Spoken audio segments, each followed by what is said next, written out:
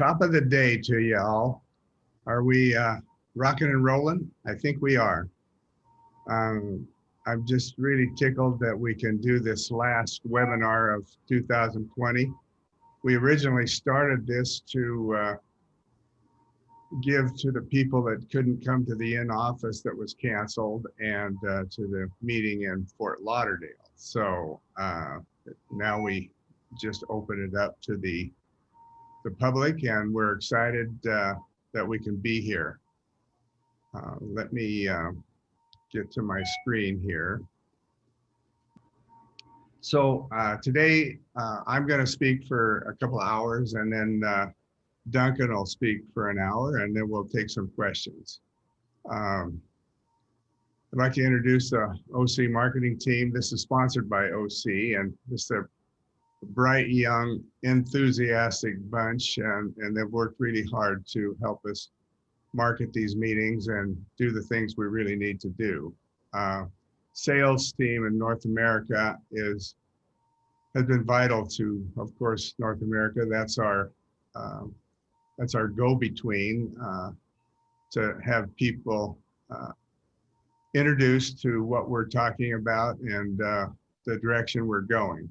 And we've got a lot of international people and dealers as well. I don't have all their photographs, but these people are truly dedicated to what we're doing, not only aesthetically, but efficiently. I want to thank Duncan. Duncan is a great teacher, and he's taught at the University of Alberta. He still teaches there. And he's been with me working side by side for the last 20 years. And we worked at Ormco together, and were dismissed together from Ormco as we wanted to change up the system we were working with. He's really been involved in helping me develop the master's program, and he's one of the best KOLs, key opinion leaders in the world. He's a great researcher and writer. He helps me tremendously as we write articles together, and he's a scientist as well as an artist. So he's right and left brained. He reads literature every week, and it keeps me up to date with nuances that are happening in our profession as well. So he's a great thinker and a great giver and a great friend. So thank you, Duncan. Thank you, boss. My A team in life are these two young ladies. On my right here is my wife, Weedy, and she's been with me and allows me to travel around the world and supports me in every which way possible. Of course, Joni, she's worked with me for 50 years, just a little more now. And she started with me when she was 15 years old, and she had a lot of wisdom for a young lady, and she is a backbone that helps Duncan and I and Weedy as we maneuver through our crazy life. So we're known as different.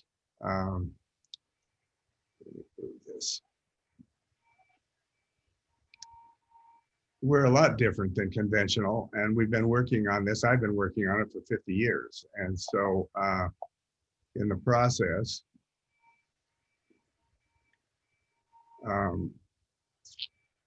we've had to be able to closely evaluate the effectiveness, the efficacy of what we're doing, because you can make all sorts of different and changes, but is it really effective? Is it really efficient? And so it's that ability to evaluate that, and we work on that all the time. And of course, it's a disruption right now of conventional thought. So our philosophy is you're staying idle, you're moving backwards, and we're evolving quickly.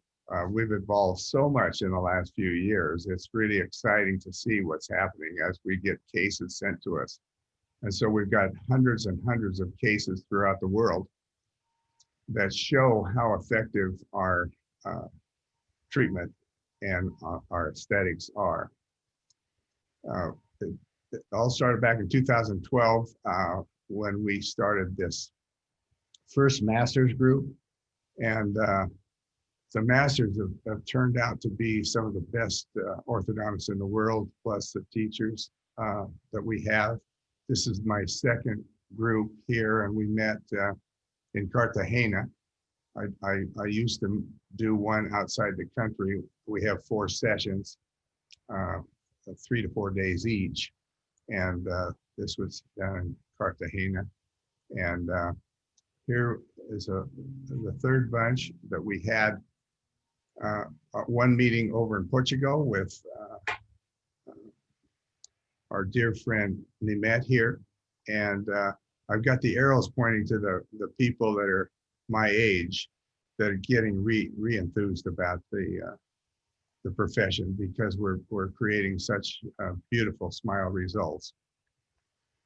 And this was my 4th group in the first meeting in Reno. And it's just so nice to see this. This is the 4th group. We had one meeting in Canada up in Duncan's office. Here's a 5th group. We met at the PCSO meeting over in Hawaii last year. And this it gets better and better as we go. Here's the 6th group that just started in September, and we were COVID reduced, but I mean it was just a fantastic meeting. We were all spaced for the most part, but became friendly at the end, and there was no problem with the virus. And this Wasim and Ilyas, they were in our 2nd group right here. And this is Duncan and myself and Joni. And so Ilyas and Wasim started a master's group over in Algeria. And these amazing, there were some Tunisians in there as well, but the cases that they showed at the last session, this was the last session out on the Sahara Desert, and it's amazing, and it's just so heartwarming to see. This is our Asian group that Joni and I have been working with. Sabrina helped on this, and she's a brilliant teacher. This is her office actually, and we've got Koreans and South Vietnamese and Taiwanese. This gal right here is a Vietnamese, and she had been following me for quite a while. She handed me this when we first got together at the Masters, and on the left here is her and I about 12 years ago when I was over there with Damon in Korea, and this was in Taiwan about 3 or 4 years ago, and then this is starting the Masters. But the reason I show you this is because she gave me these cases, and here's a case that she did using mini screws to intrude the upper arch, and got a beautiful vertical incisal display and smile arc, and it's so wonderful to see this work. And here's another one which she extruded teeth, added a little composite, and just changed the life of these people. And using, here's a PITS 21 case she just sent me this week. And it's just amazing what's happening now as we're getting not nice aesthetics, but wow aesthetics. Thanks, and that's high on Vu. Okay, so we love PSL. I love it. We get early widening, less proclination with crowding, non-extraction. There's a different reaction with open bites in class 3s. I'd much rather get open bites in class 3s now than class 2s. lighter elastics. I've been able to use much lighter elastics than I did with twins. And of course, there's no reties. And so it definitely speeds up the treatment at the beginning. Um, we start with very light night ties. What I don't love about PSL is rectangular slots.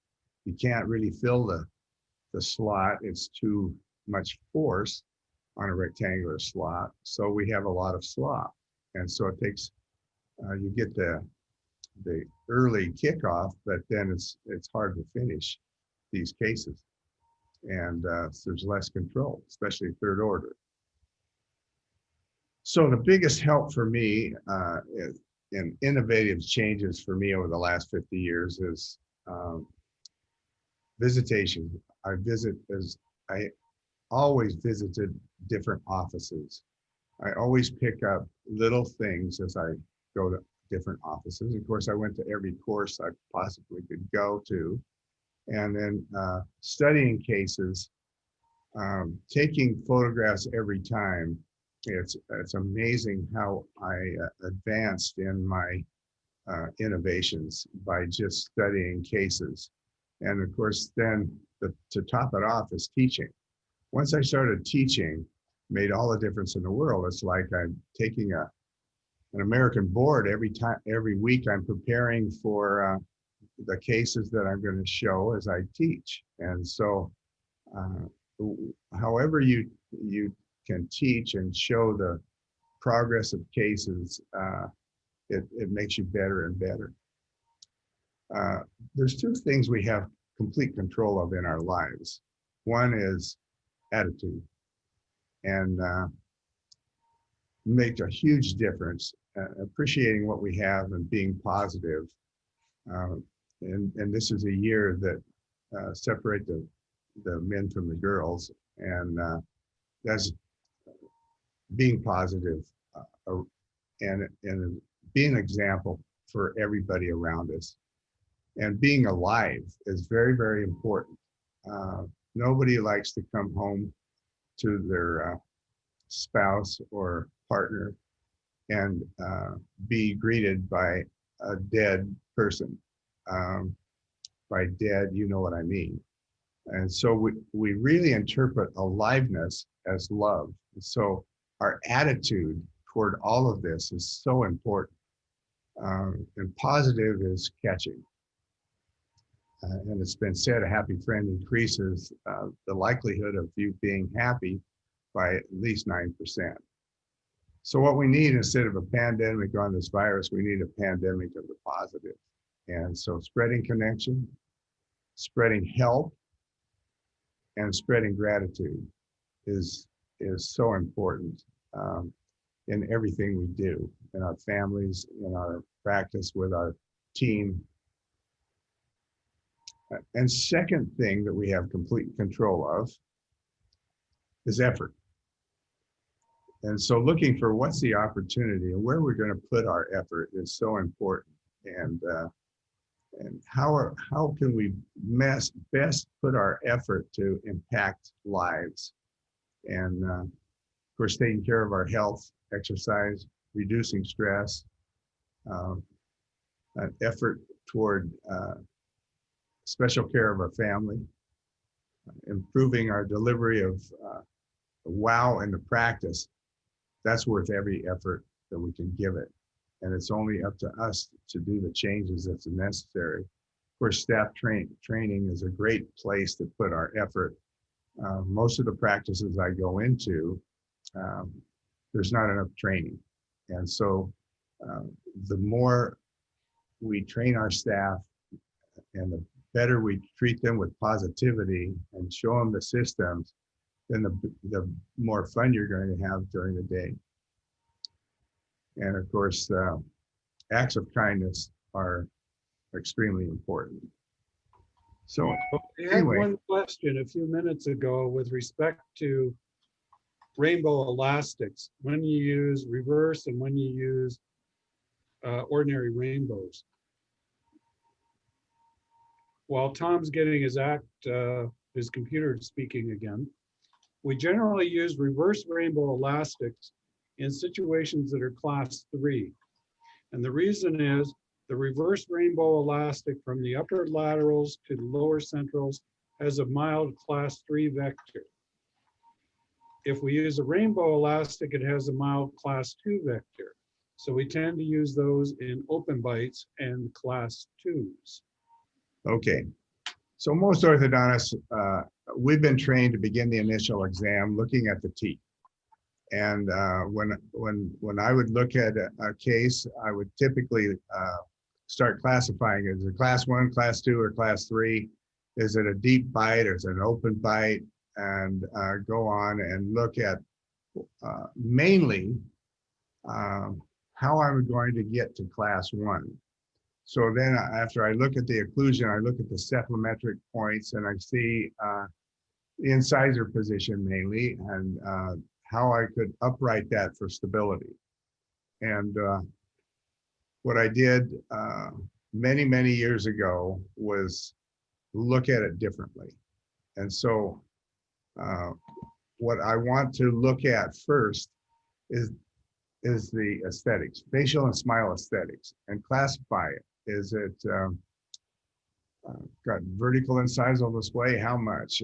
How wide is the upper arch? And is there dark triangles? Is there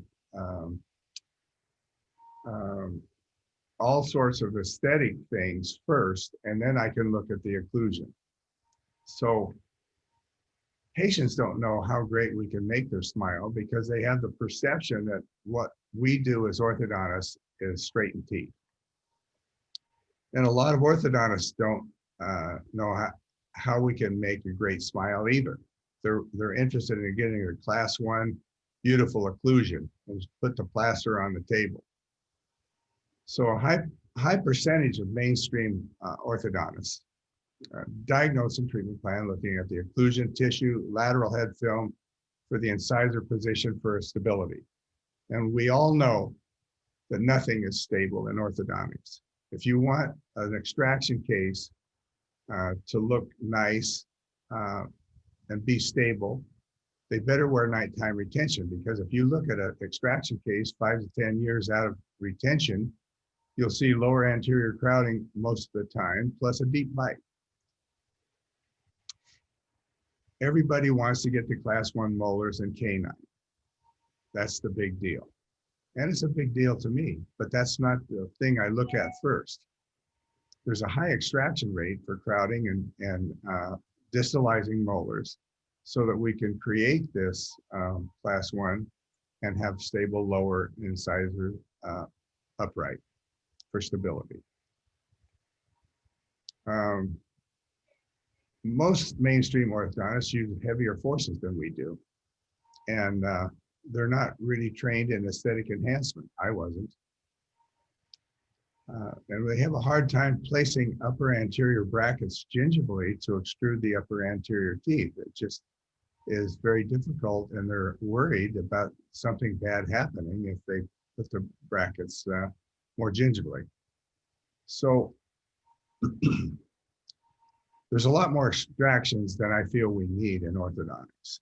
And so I wanted to talk a little bit about extraction and non-extraction this morning. So what's the good news? We finally have methodology to create a much better aesthetics in our patients. And we can get stunning results more quickly with fewer appointments today. So we save appointments, we save money, and we have happier patients that become missionaries. And that's the idea, and that's perhaps a way that we can save a part of our specialty. I began to be concerned about this facial and smile aesthetics 45 years ago when I went to Ricketts. And here's a case I did when I was in a Roth course back in the early 70s. And it's just, it pains me to look at it because, of course, I created a reverse smile arc, and he just doesn't look handsome as he would if he had these done properly. So I began to look at facial and smile aesthetics first, and then analyze the teeth. And the occlusal I can get typically. I sometimes have to get a little proclamation of the lower incisors, but we've got methodology now to upright the incisors, inclinations, and to widen the arches, make space, as well as stripping. Here was a transfer case that I got years ago, and if you look at it, it's not that much crowding for me. But you look at the obtuse nasolabial angle, and it's something I don't want to move the upper anteriors back or move point A back. But here, as you can see, we've got the upper lip moved back, and it's they treated the upper arch to the lower and extracted teeth. So point A and the upper incisors are moved back. It's a critical faux pas that we've been doing in orthodontics for a long time.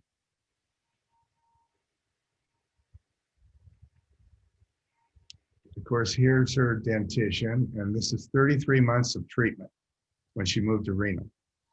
And this is hard to recover any aesthetics, and of course the tissue being a little bit heavier forces and this long in treatment, this problem. So here she already had a nice wide smile. She showed good incisal display. She had a smile arc already. Is this an easy case?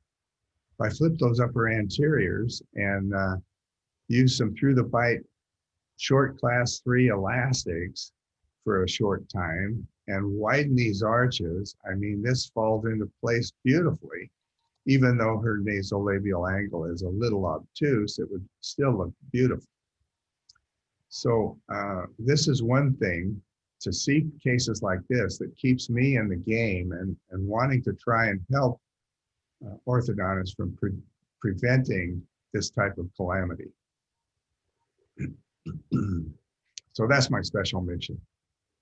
Here's a case that Dr. Nimet Giga, she went to University of Toulouse in France, and they extracted a lot. So this was an early case she did, and after she took the master's doing non-extraction and a very similar skeletal facial pattern, you can see the difference in aging and what happens.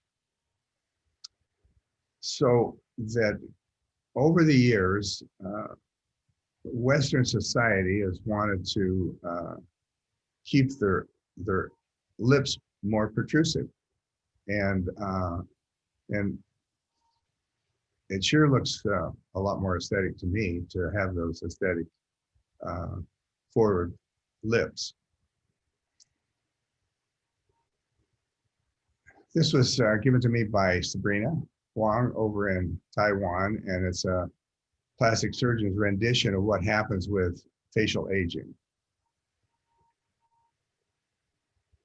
So the upper lip thins out, goes down, the nasolabial fold deepens, and the commissure folds deepen. And so moving point A distally, as well as the incisors, and not so many times we want to extrude upper incisors, not intrude them. And that really helps. Of course, Dr. Turley and Gin did research on the male models, showing that over a 65-year period that they studied, that the aesthetics showed much more aesthetic like of protrusive lips in males. And there was a trend for increasing lip protrusion, lip curl, and vermilion display. There was a study, and I don't remember who did it, I'm sorry, but just showing the differences in labial profile of the lips. And if you look at this third one from the left here on the upper, you see that those lips are fairly nicely set up, even though the chin is slightly retrusive. But if you look at this one on the far right, you'll see if you left and you had finished result there, then in a few years, it's going to look like this. So that having a little more protrusion, as long as the lips are confident, is really more aesthetic for most people. And sometimes it takes some coaching with the patient who thinks they might have too much protrusion. I saw this in Orthotown a couple of months ago, but there was this person that was criticizing the non-extractionists and saying that this ridiculous terminology like face-focused and anti-aging was really erroneous. And he showed an example, which I'll show you in a moment, mild upper, moderate, lower crowding. To me, it's very mild, both upper and lower crowding. It's not even crowding to me. But the objectives were to unravel the crowding, level the arches, and maintain lower incisor position. That's so important to orthodontists. Treatment time, 18 months. Okay, so here it is. If you look at the profile, it's a very flat profile and very little crowding, but he extracted. And he wants to show us. So if you look now at the comparison of the starting profile and the finished profile, what you see is not too much different. A little bit of retrusion here, not much. Nice finished occlusion.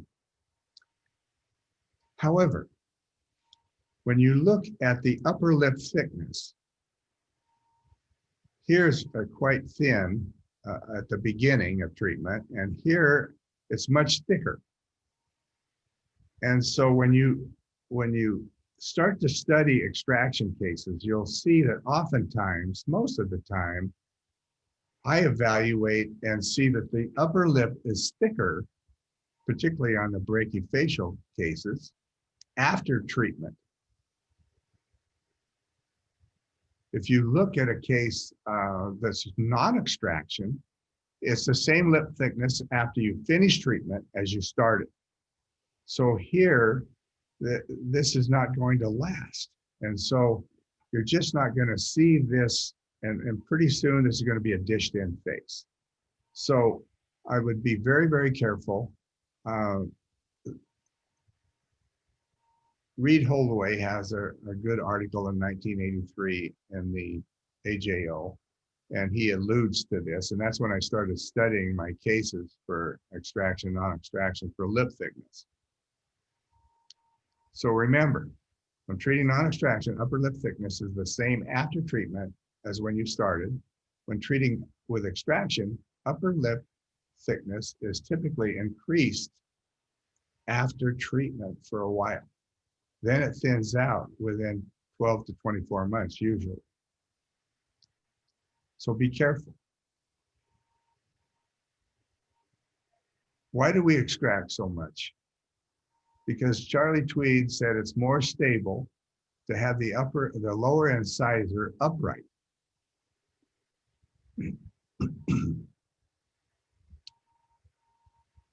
And generally, orthodontists are not taught how to prevent incisor flaring when doing non-extraction work.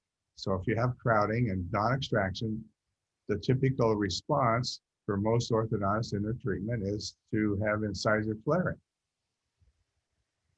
And generally, orthodontists don't realize that the lip thins out on a post-extraction cases in time. But the patient's self-image goes down real rapidly as the lips thin out. Non-extraction works for me if the case is brachyfacial or if it's mesofacial on many cases, and even a little proclination with brachyfacial and mesofacial cases. We always have mini screws to back us up if we want to distalize the dentition slightly. So when do I extract? If I have dolicho protrusive lips, particularly if there's lip incompetence, and it doesn't look good. So I only extract for aesthetics and not for stability. Nighttime retention forever is on every case for me, or until they don't care anymore. I still have, my wife still wears her retainer, and so does Joni, and so do a lot of adults. Here you see an extraction case. If you look at the ascending ramus behind the lower second molars, there's really not much room to back those teeth up. So to me, that's an extraction case. Here's a bimaxillary protrusion, but it's different. It's brachyfacial. So I knew her lips are not incompetent. Her lips are pleasing. So I just flipped the brackets upside down on the upper and widened the arches and put lingual crown torque on the lower anteriors. And we were able to treat this in 13 months. But flipping the upper brackets, inverting them, makes anterior torsion active. So now she looks younger, and she has a nice wide, full dentition. Here's that case. So I showed the head film. He's dolichofacial. His lips are incompetent. He's going to look better with extraction. So there's a comparison of those two cases, and you can see that if they're brachyfacial, I can generally extract. I can't remember the last time I extracted on a brachyfacial case, really. It's a bit disturbing to read blogs written by avid extractionists who have to justify their extractions and criticize those who want to do non-extraction treatment or reopen the extraction sites for aesthetics. I only extract for aesthetic gain. Molar distalization is a consideration many times rather than extracting if I want to take the teeth distally. Okay, some of you have seen Rebecca. She has crowding, very thin lips, as you can see, deep nasolabial folds, very little vermilion display. And so I certainly didn't want to take her anteriors back at all. If anything, I wanted to expand them a little bit forward. But of course, when I expand forward, I've got to upright the incisor and not have proclined incisors. That's the problem with a lot of orthodontists treating this case non-extraction. But I knew I could get the width. I felt that I wouldn't need mini screws to back it up, but they're always there in case I need it. So you can see she's got a little labial gingival recession on the lower left lateral or central, and a little dilaceration on the lower right second bi. I don't worry about that, but she's got really inclined lower bis and upper bis as well. So I knew I could expand her a lot. There you see, if you draw a line from soft tissue glabella and going through nasal or the anterior nasal spine, perpendicular to Frankfurt, you see that those incisors behind that line quite a bit. I like to get the incisors out toward that line as close as possible. She's got wisdom teeth as well. I had her prescription to extract the third molars, but she didn't get them out for about 7 months. So anyway, we got in, started with very light wires, passive self-ligation. Typically now, I didn't do the protocols that we do now. I could have saved some time, but now we would treat this by going through the bite light class 3s from the lingual of the upper second bicuspid to the labial of the lower canines with just 2 to 2.5 ounce 3/16 light rubber bands. And then just going slowly to trying to expand the arch. And that's what those rubber bands will do. And then you use a rainbow here, and from the lower 3s up over the centrals to the lower 3s, just a light 2 to 2.5 ounce 5/16 elastic. You can't hardly even feel it. but that puts pressure on the front teeth to help expand the arches. So not doing those early protocols, here at 18 months, she's still very proclined. And so you see, flip the brackets on the upper upside down, inverted them. And the lower brackets have a -6 torque, and I put some torque in that 1925 TMA wire. And it took 8 months to widen and strip and upright the upper and lower incisors with good tissue response. So here, was it worth it to do this non-extraction? Yes, it was extra work. But look at the distance between her nasolabial fold and her upper lip. And look at the vermilion curl. And now she's 30 years old on the right. She was 27 years old on the left, but she looks much better at 30 than she did at 27. And she takes better care of herself as well. So self-image, you get a big A. And that is anti-aging. I hate to use the term because people don't like it, but I like it. So there's the vermilion display. The nasolabial folds are a little bit lessened, and now there's no question that she's a different person. So that's what we call wow. This is quickly, I wanted to show you one from Ilyas over in Algeria. Ilyas Tabawi teaches the masters over there with Wasim. And here's a crowded young man with a thin, flat profile, crowded. But Ilyas wanted to do it non-extraction to keep those, the dentition full. So here he's begun the case with bite buttons. Looks like he started on the molars, and then he used through the bite class 3s, light, and a rainbow. And here you can see at 10 months, it's starting to widen out, getting the space. 16 months, he rebonded that lateral again. And then at 24 months, it's worth it to take a little extra time to do the non-extraction, heroic if need be. And the patients love it. So here's the result. Beautiful, beautiful result. And there's not a lot of proclination there, as you can see. And now his airway is even widened as he widened the arch. Beautiful. And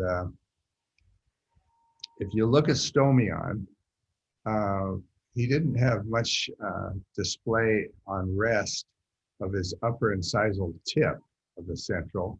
Now after, he's gained a couple of millimeters there. And so he's maintained that smile, because you know on men, that lip is going to come further and further incisally as he grows older. Beautiful work. That's a wow, Ilyas. Thank you. Here's a case that I wanted to do non-extraction, pretty crowded. And so you see, of course, I wasn't using some of the protocols on her when I started, but you can see what happened in 7 months. I'm too protrusive with her doing non-extraction. But as I widened and stripped and got the teeth where I wanted them, then her profile turned out beautiful. So don't give up too soon until you get the arch width and the incisors will position pretty well. So then you look at the smile, and it was worth it. It was worth it to do her non-extraction. To me, that's very gorgeous, and her lips are protrusive, which is females today definitely inject their lips all the time with the fillers. We can help that so much now she won't need fillers. So, smile design. We want the dental volume. We want the fullness of the teeth. We want those teeth a little forward that just still have lip fullness, but competent lips. and beautiful forward position. We want the soft tissue chin to be proportional if possible and have a nice vermilion display. The more vermilion display and curl we can have, the prettier it is. Incisor inclination. I go around the world and all the time I see flared incisors on a finished orthodontic case. And even if they're flared 5 degrees, it's too much and people understand. So we want the labial surface of the upper incisor to be perpendicular to Frankfurt or to the floor. Dick Eastham did that research a long time ago, studying cases. And I love when that incisor inclination is upright.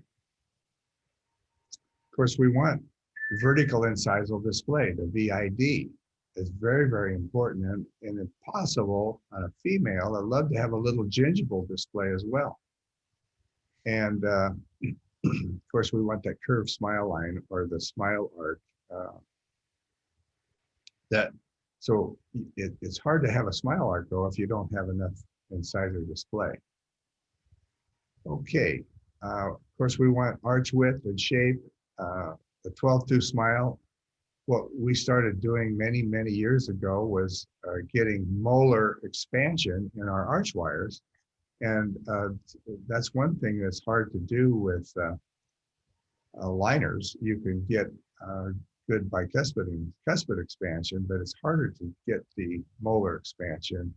And of course, with aligners, I can't extrude the upper incisors like I can with our passive self-ligation fixed brackets.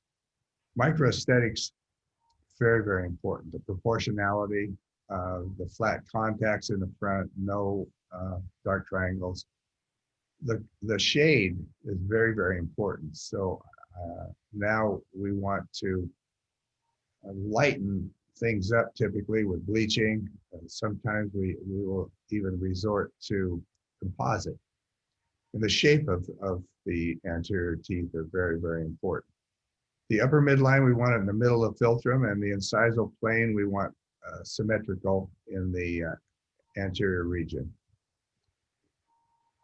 So it's harder to dial in what we're looking for with aligners alone on a lot of cases. I'd say 70% plus, I need to use fixed appliances. The only time I use aligners to begin with is if they would have full incisal display and wide arch in the molars.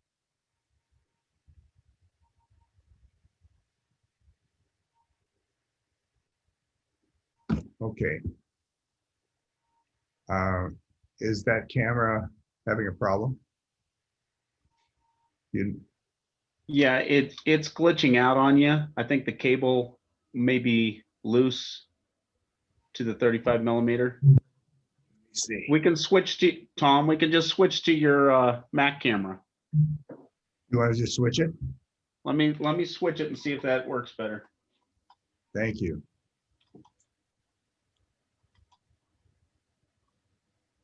My God, I'm alone. What's that? I'm alone. Now, Tom, please adjust your camera on the Mac, the laptop. Angle it down. Tilt the lid. Screen towards Yep. you. You're there. How's that? Cool? It's good. Perfect. Keep All right. on trucking. I'll turn this other camera off. Okay, super. Thanks, TJ. Hey, aren't we having fun now? Okay, like I said, if a person wants aligners to start with, then they have to meet certain criteria. And that's actually a small percentage that I would do that with. Hello. Now here we go again, huh? There we go. The magic of our system is that we can set up the aesthetic criteria earlier now with the way we're positioning brackets and with the control we have in the bracket slot with a square wire. so we can finish beautifully early and then go to aligners as we need to, so that combo treatment comes into play for some people that can only be in brackets 6 to 9 months. Duncan and I have been working with ULab, in-house aligners, and Eric Wu, and we're working, Duncan and I, on a smile design now for setups. And so I'm a great fan of ULab in-house aligners and their software. Here's, let's talk a little bit about proclination or flaring. Here was a case treated orthodontically when she was a teenager. She's now 22 years old, and she doesn't like her anterior teeth. Of course, they look like they're too far forward to her, even though she was class 3, and they just didn't get it proper inclination. Good fun. So she wanted to take care of that flaring. And if you look at the case again, most people, most orthodontists, do not know how to upright this without extracting teeth or without backing up the lower dentition. So all I did was flip the upper 3 to 3 upside down, and I used light class 3 elastics. Today we would go from the lingual of the upper 5 to the labial of the lower 3. And at that time, I used labial because I wasn't using through the bite at that time, but I just used the light class 3 all the way through the treatment as we uprighted the teeth. And those light class 3s help to widen the lower arch, and then of course the arch wires widening the upper, and then do some stripping. So here we are. It took me almost 2 years to do that. Now I could do it with a lot less time, but you can see by the dentition there, I didn't strip enough because she still has some dark triangles on that lower anteriors. But it was very healthy for her tissues for me to invert those upper anterior teeth. I only invert teeth in groups in the anterior. Here you can see the treatment. And so it was very meaningful. Now you can see the upper lip is not behind the lower lip in the profile. And she was so thrilled with this. She sent this picture, the final picture, to me 5 years after we'd completed treatment. And she had to look me up to send it to me, but it made such an impact on her life. And this was her wedding day when she took these pictures. But there couldn't be any more thrill in my life. Well, very little anyway, than seeing this. So it's the impact that we can make on these people that's what we are really in orthodontics for, is the art of it. And to get aesthetics that are stunning and not just nice. And to reclaim our specialty, I hope, because there's a lot of tooth movers out there. Nobody likes procline incisors that I know about. Here's another case, but dealing with proclination is a key to aesthetic smile. Here's another great example of flared upper incisors. Dr. Q, we call him. He's up in the Chicago area and teaches at Illinois. And he was in Masters 3. And he got this case transferred to him after they'd had orthodontics because they didn't like the flaring. And of course, she wanted Invisalign, but Dr. Q said, we have to use the fixed, put them back on. So I used the pitch 21 and flipped them upside down. You can see the flaring there, still a little class 2. And He used class 2 elastics. He used the bite turbos on the upper first bicuspids, through the Boss? bite class 3s to start with. What? Class 3, through the bite class 3s. Yeah, I used through the bite class 3s to help with the lower proclination, widen the arch, and widen the upper arch. Then he turned it around to class 2s. Okay, so there you go. 11 months. Look at how beautiful that is. And so it's so easy to see post-orthodontic treatment with anterior flaring. It's just now when he shows other patients this before and after photographs, it's easy to convince them. Here's Dr. Giga. Actually, I put her brackets on and did her treatment when she was in the masters. But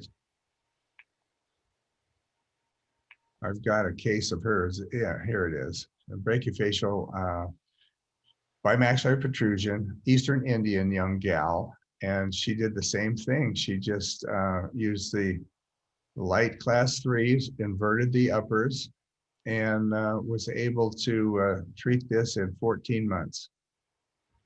Pretty amazing.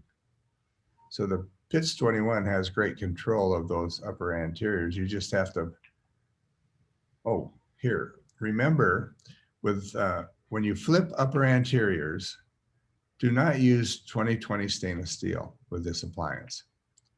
And also, you can use, I use mainly 1919 stainless steel, but you can use 2020 beta. You just have to palpate the alveolus over the roots every visit. And sometimes if you see prominence of the anterior roots, then you have 3 choices. My typical choice is to place lingual root torque in the wire. You can also rebond, especially at the later in treatment. If you want to change the incisal display or the smile arc, you can put them upright at that time. Or you can go to a smaller wire, like an 1818 stainless steel or beta. There's showing a rainbow plus through the bite class 3 elastics plus bite turbos on the upper molars. There's no way you can move teeth unless you put disarticulation buttons on and keep it away from the occlusion. Okay, so in review, point A and upper incisors are very important to facial aging and enhance facial aesthetics. So extraction can make a huge difference in aging and poor facial aesthetics. So be careful. So when do I invert upper anterior brackets? Number 1, crowding, non-extraction. Number 2, proclination of the upper incisors. Number 3, and that can be bimax as well. And number 3 is class 3s. So you always, on class 3s, we have the light class 3 elastics going, and we don't want proclined upper anteriors. So when we invert lower anterior brackets, retrocline lower anteriors unless there's crowding. If there's crowding and we're going to use the through the bite class 3s, then I would use them upright. A thin biotype or any stripping or prominent roots on the lower anteriors, then I would flip them. So that keeps the roots tucked into the alveolar area and the symphysis. And of course, with class 3s or class 3 elastics, then I would flip them so that we can keep them from retroclining too much. Okay, when do we invert upper canines? I used to invert them quite a bit with rectangular appliance, but now Very seldom, only when it's really paddled or proclined. So it's not often with the Pitts 21 square wire. So Duncan and I looked at rickets, and rickets talked about VTO, visual treatment objective. It was mainly due to the head film and working with what happened with growth and how you would set your treatment outline to include growth.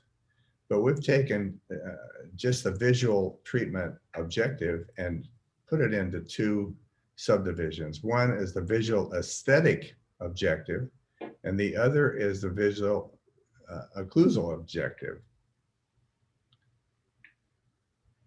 And so we look at the visual aesthetic objective first. A great lesson for me was when this young man was treated. He's a son of a friend of mine and a real good salesperson, and he wanted to show as much anterior teeth as possible. So at that time, I wasn't putting the brackets too far gingivally, but I was able to recontour his upper anteriors and extrude them. And then I had appointed him, after I took the braces off, 3 months so that we could bleach his teeth. Well, he called in 2 months and wanted new retainers. And so he came in, and he had his LVI dentist, who was a great dentist, by the way, but he put porcelain on every tooth in his mouth. Had to cost him 70 grand. So it really taught me a lesson, because I see what he was talking about. He wanted a dramatic smile, not just a nice smile. And so I could have placed composites and made his anterior teeth longer. They're too short anyway. He'd worn them down. I could have added also to the lower anteriors, and I could have ended up with a nice shading. I could have bonded him more gingivally on the upper and extruded them more. And I could have ended up with a shallower overbite than what his dentist ended up with, because it was a deep bite now. But I could have, I think, ended up with a better shading as well and a more natural look. So that's really changed me. And now I try to sell more comprehensive treatment. And all I have to do is show people photographs of what I want to do. Duncan sent me this. It's from a real good aesthetic dentist up in Canada, Gordon Chi.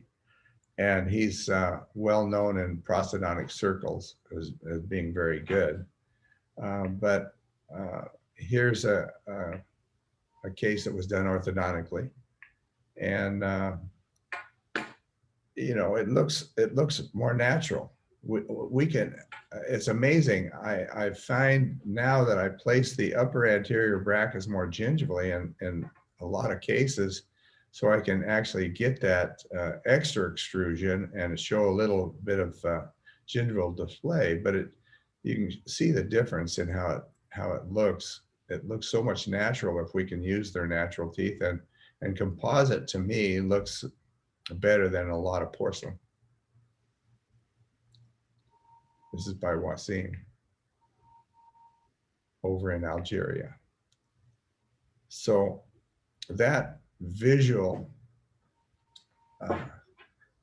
aesthetic objective, if we can meet that and do it, and then bleach the teeth and take beautiful photography, then we can show the other patients what we're talking about. And the photographs tell the story, and they convince the people that maybe I can go with fixed appliances and forego the Invisalign or aligners. Okay, increasing the size of display. Once the bracket position is realized, and then you have the wire leveled, then you want to increase incisor display. So you can always increase the gingival placement of the brackets. You can add composite for proportionality. And you can put biturbos on the second molars and put an extrusion arch in the upper and extrude the incisors a little more. And all the while, the more you position the brackets gingivally in the anterior, the more the wire plane diverges from the occlusal plane, and you tip the occlusal plane a little more.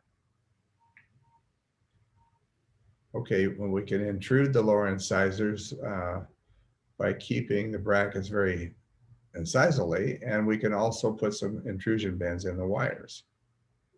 I don't like to use reverse curve wires because you get too much proclination of the lower anteriors, plus it fiddles with my arch form. So I just do intrusion bends if I want to. Extruding upper incisors with the wires, like I said, we can do that with extrusion arch. And then of course we can laser the pink tissues. So this is all good. We're limited with aligners alone. That's why I like that combo treatment if we're going to use aligners. What happens when a patient wants Invisalign? Our patients really don't know what they want until I show them what they can have. So if I can show before and afters of possibilities that we can have, then I've never had a patient leave my office if I didn't, if I talked them into fixed appliances. Never had them. It wouldn't happen because they see the photographs and that tells the story. But you have to show befores as well. Division twos I used to always hate because when we'd finish, we'd end up with a flat incisal plane. And the occlusion is nice, but it doesn't look as young and as handsome as it did before. So here's a division two that came up to Oregon, and I knew I had to position the brackets really gingival on the upper anteriors so that number one, I didn't intrude them at all, and number two, I got the great smile arc. And so we were able to do that. So now that doesn't look like my old division two treatment cases. Here's another one that came to Oregon, and I was able to bond her very gingivally as well. Fortunately, she had nice shaped teeth, and we were able to get a gorgeous smile just by bracket positioning, and then of course making sure I recontoured the canines and did what I needed to do. So here's one of Wasim's showing a dramatic before and after. And if you can't just show afters to patients, you need to show the before. And because if you can see the contrast and point it out to them, then they'll always say, I want that. Here's one from Jorge Gutierrez down in Mexico City. He was able to do this in less than a year. He added a little composite and bonded very, very gingivally and ended up with great incisal display and a smile arc.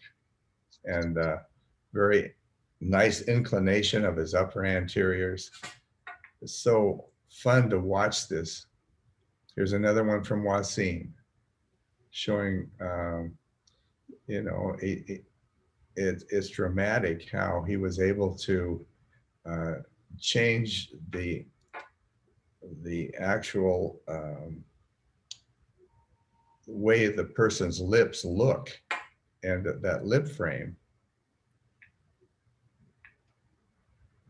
Here's one from Dr. Fry showing a severe wear, and Dr. Fry did indirect composite additions to these upper teeth, 3 to 3. And once they were done, he just put the composites on that day. And you can see it's beautiful, beautiful work. And he bonded the teeth the same day. And of course, he kept the brackets plus, as we say. So they're up at least 7.5 millimeters on those incisors. And they finished in 7 months. He was able to level the arches and get out. And it made a huge, huge difference. But that square wire, as you can see, he was able to finish very, very quickly because there's so much control, both first, second, and third order. So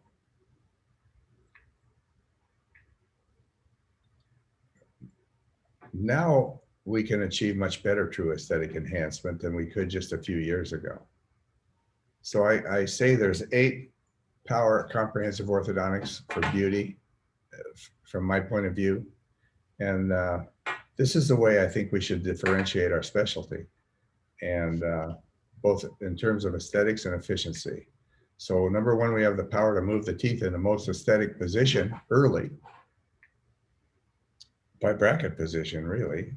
Power to add either composite or some material, but I like composite. Power to remove the tissue or enamel and stripping. We have power to surgerize. And we have power of color, shading and composite, and bleaching. The power of efficiency is much, much more powerful now in terms of time and appointments. The hybrid treatment with ULab is ultra fast now. Power of photography is very, very important. Nobody better than Duncan in terms of, and Wasim and Ilyas in terms of their photography. The better your photography, the more the influence, and the power to care, and the training and loving and exceeding expectations of those patients, and doing the Ritz-Carlton training and treatment for these people. Okay, so I closely followed prosthodontics and their ceramics and the way they worked with the smile arc and proportionality. And now I think we can mimic the beauty of prosthodontic ceramics and even exceed them in certain cases. Here's a case that transferred into me. He had treatment for 5 years, and I repositioned the brackets, flipped them upside down. He had a little proclination, and you know, his name is Yancey, and he's a different person. There's so much better self-image. Okay, so it's a great way for us to differentiate ourselves from tooth straighteners, is the aesthetics and the efficiency, and changing people's perception of who a great orthodontist really is. So while we're the aesthetics, hyper efficient, gentle biomechanics, shortening treatment times, and always educating in the office. And slowly, the community comes around. And you can see it in Duncan's community. You can see it in a lot of these masters communities. It's amazing. So it's not just smile arc. Remember, vertical incisal display is so important along with it, as well as inclination, arch width, pink tissue display, etc. Here you see not only a great smile arc result, but great vertical incisal display. And this is from Justin McCarroll back in Long Island, one of the greatest young artists on the East Coast. Here, when I look at this AJO picture for smile, it's a nice smile, but that's not what I'm looking for. I'm looking for a wow smile. Nice is not acceptable to me anymore. Here's that case. She had orthodontic treatment for 2.5 years, and she wasn't really happy with her teeth. Of course, she had worn them down even a little bit more since the orthodontic treatment was a couple of years before. But it's not just about straight teeth. She had straight teeth. So I added composite to make the proportionality of the incisors, and I bonded very gingival, and I flipped the brackets upside down on the anteriors. And so I had the power to add, and I did. And so now, as you see coming into view, now she was pregnant, so her tissues were pretty swollen. But that proportionality is so important. This is the chew gauge, and it shows, I think it's 7.8 or 78% width to height. And if you need help, you can buy that. Hugh Freedy makes it. And I'd rather have it a little bit longer than a little bit wider. And so I had the power to remove on her. And here you see she had a nice occlusion. But now it's a much more relaxed smile. Her lip frame is much more pleasing. She shows clear back to her molar with her smile. I see some of the Damon people in the blogs showing a modified smile arc, meaning that they place the molars and bicuspids very incisal or occlusal, and then the anteriors are still diverging away from the occlusal plane, but they're about in the middle of the crown. And this will suffice to give you a little smile arc. The problem is it doesn't take into account extrusion of the upper incisor if you need it. So you have to look at not just the smile arc, but you have to look at the vertical incisal display and what you want to do with those anteriors. Okay, so it's worthless to me for many cases because I do want to increase the vertical incisal display. Okay, so bracket position is so important for aesthetics. It's also important for inclination and torque. And it's important for occlusion. I want to get those bicuspids and molars socked in early. And it's important for efficiency. So the better your bracket positioning, the more quickly the case is going to go. That's why a lot of times we'll reposition brackets twice. Every case I used to cut the wires and use a spaghetti elastics, that's 3/4 inch, 2 ounce. And then for most of them, I would have a light or a 3 ounce, 3/16 class 2 overlay, make sure they didn't develop a slide. You can see the tie back wire on the upper, keep it from spacing, but I cut the wire, looks like behind the cuspids. I don't like to cut the wire behind the cuspid, but now I haven't cut the wire on a finishing case for a long time because I want that bite socked in. So I've just learned how to bond the buccal segments, and I try not to adjust the wire behind the cuspid. So I'm adjusting the occlusion and adjusting the brackets if I need to. Okay, so Duncan pointed this out to me many years ago, but he said as you level the upper wire, the wire plane seems to parallel the inside of the upper lip. And then what we want is we want the incisal edges to have a curve in it to follow the lower lip. And so that's how we've continued to work on smile design and bracket position. It's very difficult for some people to move the brackets gingerly. We were criticized heavily. I was saying that taking 30 degrees of torque out of the bracket by moving it gingivally. And you know, the truth is, as long as you seat, the final seating of the brackets should all be on the incisal occlusal portion of the bracket. And you're not putting it on the tangent of a curve. You're putting it so that when you place them, even these are flipped.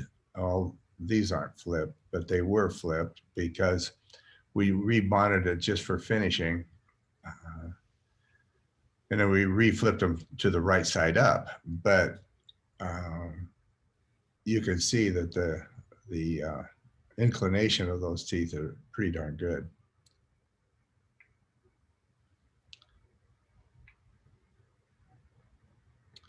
So here you can see now the left intraoral photo is where she was. That's the day we took the brackets off. She was in treatment for 5 years, 1.5 years for reverse headgear and 3 years for fixed appliances. But you can see she's still very flared and very uneven, etc. She had a smile arc, but no occlusion. So we positioned the brackets for smile, and you can see what happened to her vermilion display and the uprightness of her upper incisors, and it just you know, took her from a mediocre looking young lady to a stunning looking young lady. Okay, most orthodontists with a smile line or up incisal edges, they bond very incisally. They flatten the smile. They have a tendency to intrude upper incisors. In a lot of cases, you don't want to intrude them. You want to extrude them. I would. And they procline the upper anteriors because there's very little control. When the further incisal you go with the brackets, the less control you have of the third order. Okay, so bracket position for me is the biggest help for SAP and VID and occlusion. Why are some of the incisally placed bracket cases show some smile arc? Good question. Because the occlusal plane is higher on those cases. The higher the occlusal plane, if you get 9, 10, 11, 12 degrees of occlusal plane, then you're going to have a smile arc of sorts.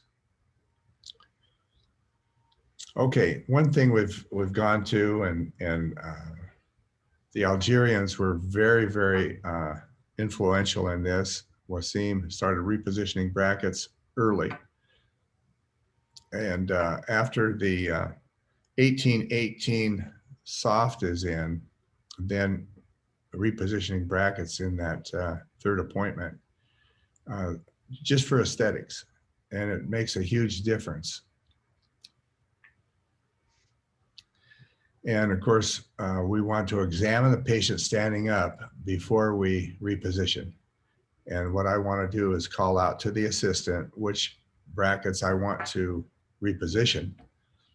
And then, of course, I look at where the photographs were from the previous visit, but then I sit the patient down and I've got an eye for what I want to do, but I measure where the slots are on those ones that I want to rebond so that I know exactly where I want to position. I don't position in the same position that they were.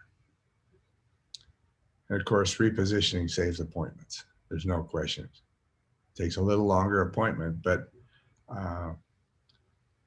when I think I have it here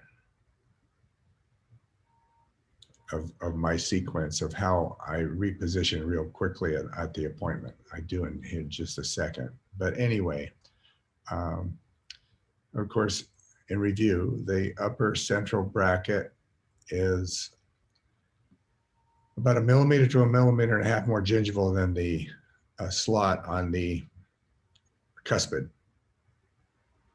And then the lateral bracket is about 0.5 millimeter to 1 millimeter depending on the length of the incisor, less than the central. So the lateral, of course, you want it intruded a bit.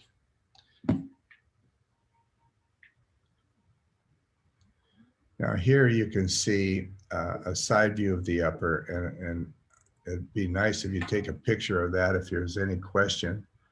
But the upper second molar is very occlusal.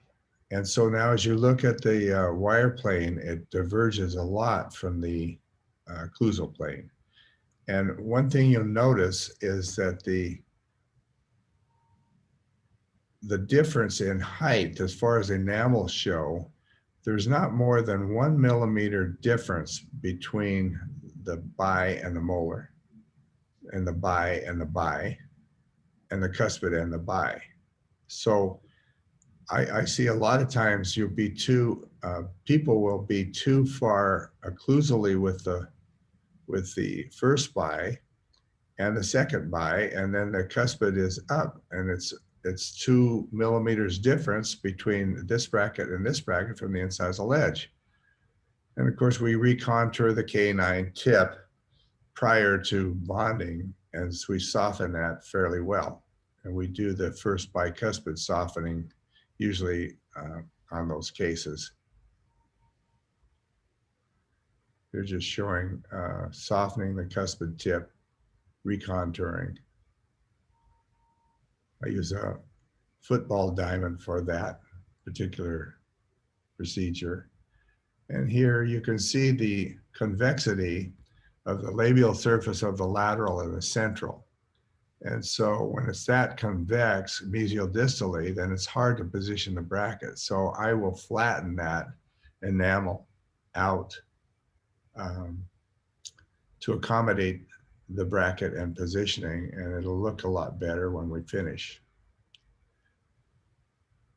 Okay, so I recontour the brackets or the anterior teeth and the cuspids and the first bis prior to bracketing. I was in Dr. Fry's office, and he recontours a lot of teeth and before, and of course his cases sock in very quickly as well.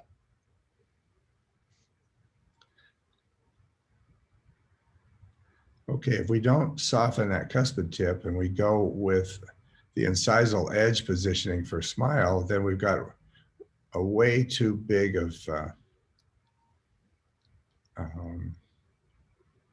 what is that, Dunk? That's called an incisal embrasure. Yeah, the embrasure is too big. And of course, their contact is way too gingival here up under the tissue. So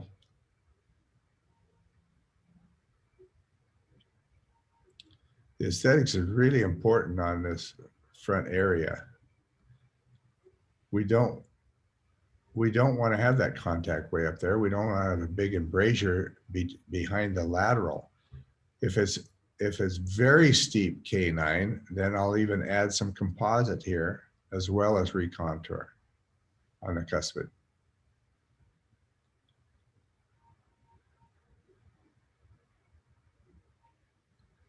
Okay, so here's a case where I added some composite to the incisal edges of the centrals. Now I would add composite to the laterals and the cuspids on the right, and the lower canines and the lower centrals.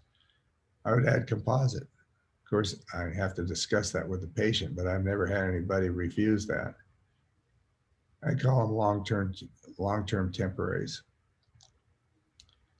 I used to use flowable composite, and now I use the little flowable on the lingual, and then I use microfill so that it's very, very solid, and I don't get chipping to speak of anymore. Okay, so I've really come to, there's 3 general concepts of maxillary teeth bracket position. The lowest I go incisally on the central is 6.5 millimeters from the occlusal or the incisal edge to the slot. That's the lowest. Then a plus is 7 millimeters on the central. And then plus plus is 7.5 millimeters. And I've even gone up to 8 on real long incisors before without much incisal display. So this just shows a depiction of approximating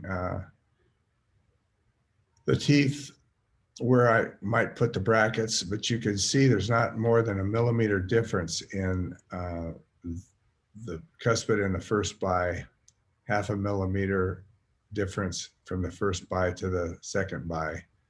And here's a view. You can see the enamel display incisal to the bracket pad.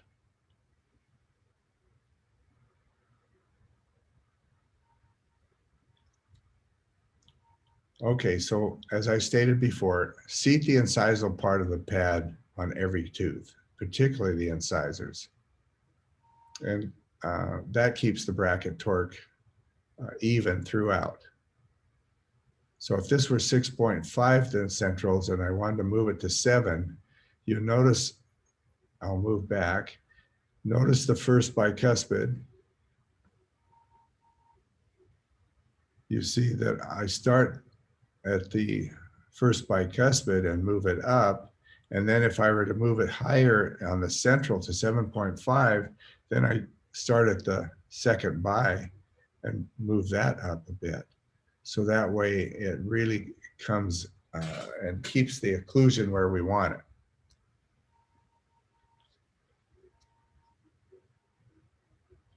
Here's some very nice positioning. You can see that that straight wire edge or the wire line follows that upper lip. And we get the display and the curve on that, the incisal edges of the upper arch. Okay, so repositioning for smile after the 1818 soft, and then we can do it again after the 2020 nighttime. Always examine the patient standing up. And the more we reposition, the more it saves appointments. And we have repositioning trays, setups. You should have at least 4 or 5 of those set up so that everybody gets a half-hour appointment. And if we're going to reposition, we go. And so I seat the patient and measure the repo brackets before removal. Then I can actually pop the brackets off and the assistant starts cleaning the bracket pads. And now I can do the recontouring of the enamel as needed. And I can also clean the composite material off the enamel. So that's all set up. And so it doesn't take long to pop the brackets off and for me to prep and use the self-etching primer and get them back on. So we can do that easily in the half-hour appointment. Okay, so here you see the lower. The lower first and second molar are the same height. They're very gingival. They just barely cover the buccal pit with the occlusal of the pad. And the occlusal of the pads of the first bi, second bi, and molars are half a millimeter to a millimeter below the contact line. So the lower is quite gingival for both open bites and deep bites. The only thing I change is the position of the lower anteriors and cuspids. So here you can see the cuspid bracket from the pad to the incisal edge is actually more incisal than the first bi. That's set up for a deep bite. And here is very incisal. You might have 3 to 3.5 millimeters here from the incisal to the slot. This might be 4 to 4.5. Here's the difference between an anterior deep bite and an anterior open bite. This might be 3 and 3.5 on a deep bite, and this would be at least 5 millimeters down on the central lateral. And this would only be 5.5 because you don't need much differential on an open bite. You want to have that curve of SPE. So people worry about bonding gingivally. This is a friend of mine sent this from South Dakota, and it was bonded for smile and getting incisal display.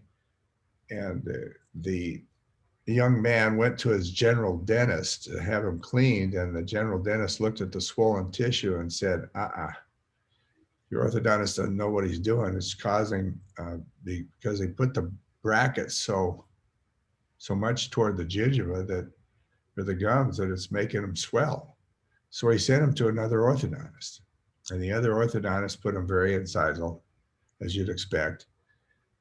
But then he came back in a year to the original, my friend in South Dakota, and his gums had swollen more. So you see that I don't get any more swelling of the tissue when I put them more gingivally. It's just a matter of how they're cleaning them and if they're reacting to the composite. You can see the lower is the same position as, and there's even more swelling down there after the other orthodontist took over. So if you can explain that to the hygienist and the general dentist of why you're positioning your brackets high, if you're going to. This is Dr. Rebecca Hull. She's a great orthodontist up in Lincoln, Nebraska. She's taken a master's, and we put her brackets on not too long ago, but this just shows up close view. You can see here on the bicuspids that you've got to place the bicuspids, both upper and lower, more gingival than most people.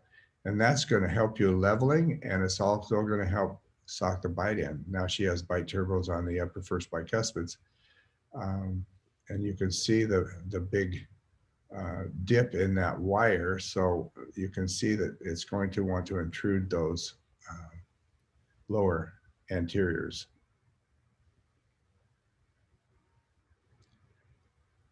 So she's wearing short class 2s to erupt the lower molars and level the arch.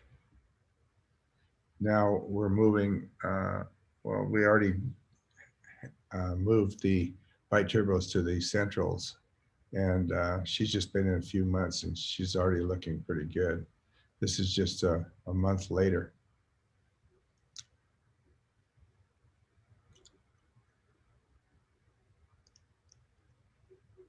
Okay.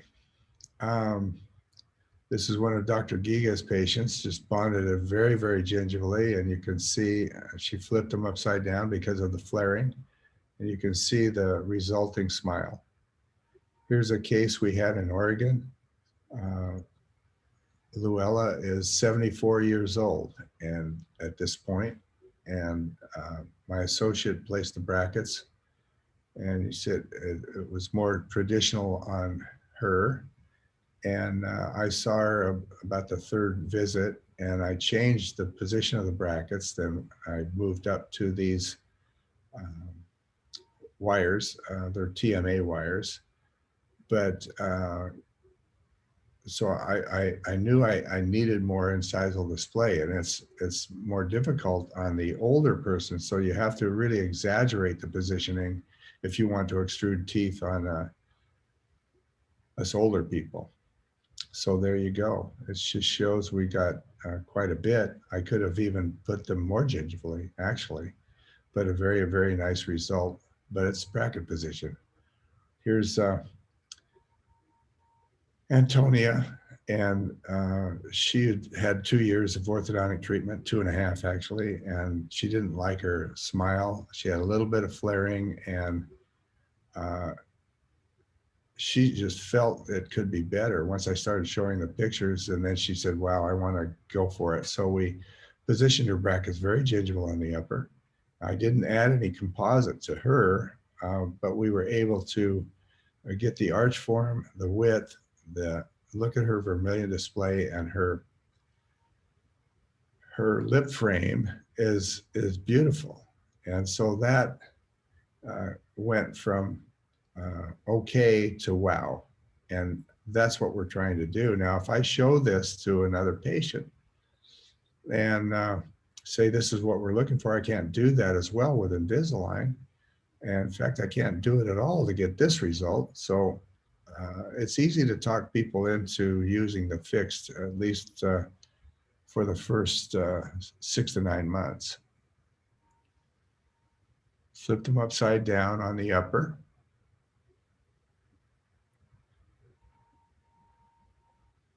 So there you go. So it's not just about straight teeth. It's about making that wow, stunning smile.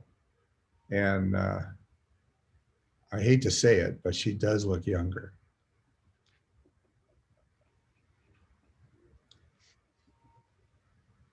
Here's a gal that worked for us in Oregon. And she had over 2 years of orthodontic treatment too, but she had some flaring and she only showed about 40% of her upper centrals on smile. That's it. And we were able to bond them very gingerly and flip them upside down and use the light class 3 elastics. And wow, I like it. I wanted to tell you all about the Masters. We're starting another one, the 18th, 19th, and 20th of March in Reno. We already started one in August, and we showed up in person.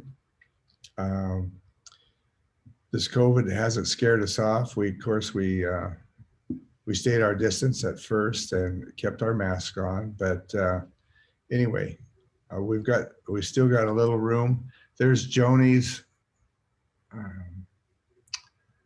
email. So it's jonibeetle@yahoo.com. Still got a few places in case anybody is interested. So what we do for the molars to speed things up, we rubber cup all the teeth, and then we micro etch the molars and the lower second bias. And then I just use a lingual cotton roll and a tongue blade with a dry guard on a staple on it.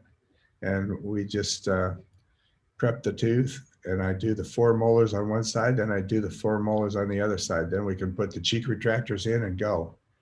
And so it's just a way for me to really be accurate. And there's faster ways to put your bonding. I use direct bonding. Indirect, the only problem with indirect is that the younger people, the teenagers, sometimes it's hard for me to get as gingival as I want to on the bias and the molars. I do use Go-To for our composite, and I use Assure Plus for the bond enhancer. And I light the Assure Plus so it doesn't dilute the composite. And I try to get not too much flash on the place. For metal, I can just use a diamond sandblast and 1 coat of Assure Plus and go. And that works pretty well on metal or acrylic temps. On zirconia or porcelain, disilicate, this monobond is sent from heaven. And so I do a light diamond, sandblast, and then 1 coat of monobond for 2 minutes, rinse and dry. And then I go to my Assure Plus. And I light that and go. Well, I haven't had any porcelains come off since I've been doing that. It's made by Hugh Freedy. Or excuse me, it's made by Ivoclar. What is that? Vivident. Yeah. Okay, moving right along. To open these brackets, you want to just use finger pressure. Hold it with one hand and use the finger of the, or the thumb of the other hand. And very light pressure. If it doesn't open, if it doesn't want to open, then we go to a different technique. And that's to open the slide. I use the pin and ligature cutter, and that's placked up, but I can always open it. As you see, it turns the pliers parallel, so you can't over open it. Now they came up with a new reciprocal Pitts 21 opener, and some of you have this. It's very nicely designed by the engineers. And so it just opens very easily. My staff love it. So for the time being, that's a real good answer. So don't try to force this. You'll knock the slides off. You can't knock the slides off with a ligature cutter or the reciprocal opener. This just shows the new Clear 21 that we're beta testing right now. Hopefully it'll be available soon. I'm excited. It's the only way to do a clear bracket is with a square slot, because you're not putting much pressure on the slide or the slot. Wire sequence, I use 014. First of all, for most cases, about 10–15%, I can start with 1818 ultrasoft, but that's my second wire. And that's a beautiful wire. And if I leave the 014 is for 6 weeks, then the 1818 for 6 weeks, that means in 3 months, I'm filling the slot with a 2020 thermal activated night tie. And then I can go to 1990 steel, I can go to 1919 beta tie, or I can go to upper 2020 stainless or beta tie. I pretty much always now using a 1919 steel on the lower and a 1919 steel on a high percentage of cases on the upper. And if I widen that, the steel will widen it very quickly. And there's no problem leveling. If you're having problem leveling, it's because you're not putting the bite turbos on properly, and you're not bonding the bicuspids gingerly enough. I'm leveled usually by the time I'm 2020 night tie, no problem. Okay, when do I use 018 round night tie? You're right, I never use it. Don't need it. I go to the 1818 soft. So it's really important to remember arch width and shape. This on the right was the old Damon Universal. On the left is the Pitts Broad, and then on the middle here is the standard. I don't use this one on the right anymore. I use either the standard if it's a wide lower and a narrow upper, and for most cases I use the upper and lower broad. And they make that in all the wires. This sent to me by Bruce and Gabe Allens in New Jersey. And they are beautiful 21 users, and they've helped us a lot in refining our protocols. But it shows that he's got up in 7 months to a 2020 steel on the upper and a 1919 steel on the lower. And you can see the beautiful arch form, and you can see the inclination of the bies and the molars are good. Here's that case showing further. Oh, it's 10 months, 7 visits. Okay, upper 2020 steel, lower 1919. Looks like they did use some through the bite cross bites. Here's the way I used to widen the night tie wires, all of the night tie wires, 014, 1818, and 2020 night tie. But what I found is when I moved the lower end to put it in the arch, then, what happened was the front would narrow too much. So then I changed, and so the last year or so, I've been making my night tie wires like this. I hope we can get those produced in the company pretty soon so you don't have to spend the time. But that does remain in the night tie wires if I expand them. And now I'm widening in the cuspid and bi, and that keeps the anteriors from flaring as much with the rainbow and the through the bite class 3s. Okay, so arch development is very, very important. I like the form too, the way it flows. We're making a little wider one, hopefully in the near future, particularly for big adults. Okay, here's a case we did on Mike Hendricks. He's now working with ULab, but you can see the narrowness of his arch and what we were able to do with a 21 and to get it widened out there. And right as we were finishing, he went to work for ULab, and then he's done some finishing with the ULab aligners. Beautiful result.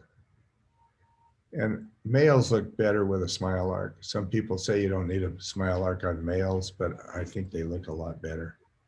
Here's Mike with his lovely wife and working out, and showing his smile is just really attractive. It's got that wideness now. So here's a case where a lot of you have seen it.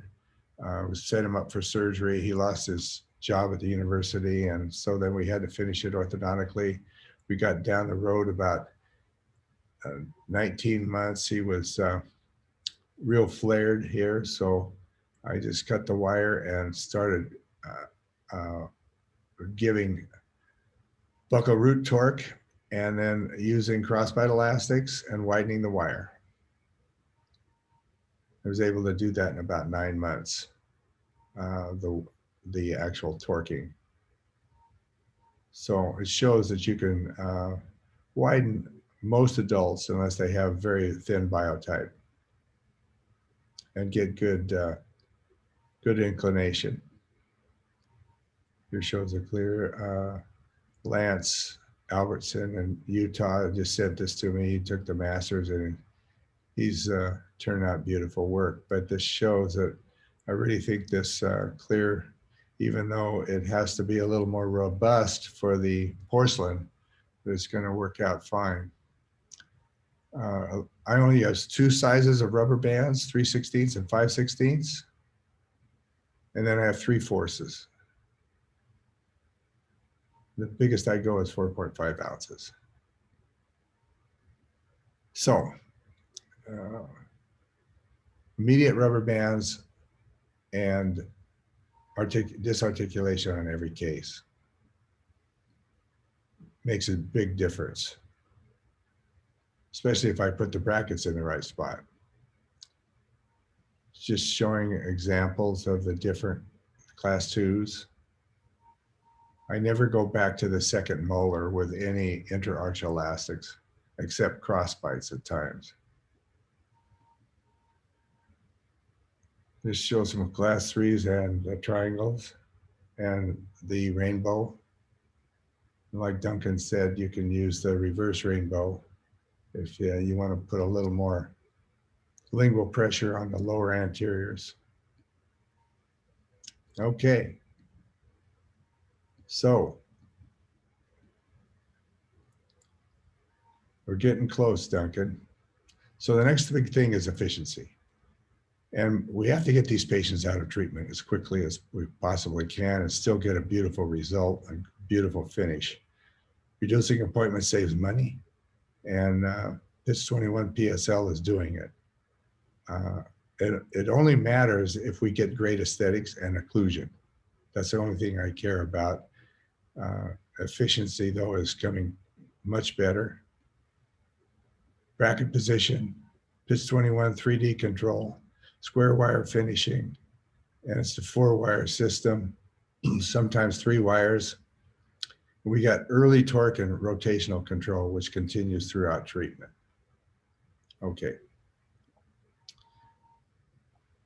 But we can almost fill the square slot with less force. And the broad arch wires, stainless steel wires for early width, and of course the disarticulation and early rubber bands, and then motivation. We got to motivate. Here's Jesse. Dana sent me this case from Meyer and Dana, but here we got a case. You put the PITS 21 on, and 4 months, he's it's the second or third appointment, but he's rocking and rolling, and so the control is really good. Here's another case from Wasim, showing it's a class 1 crossbite, and just with disarticulation, early rubber bands, he was able to do that in 3.5 months.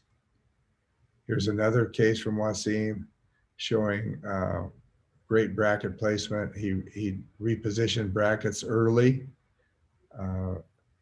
Sometimes he'll do it on the second and third appointment, but look at the results. This is 4 months. That's ridiculous. So we're getting so efficient, but I wanted to put Duncan on now because Duncan has done the research on efficiency and the slot mechanics and why the square wire works so effectively and more effectively, particularly on 3D third order control. So Duncan, are you ready to change over? We're Over. doing it. You getting it? Yep.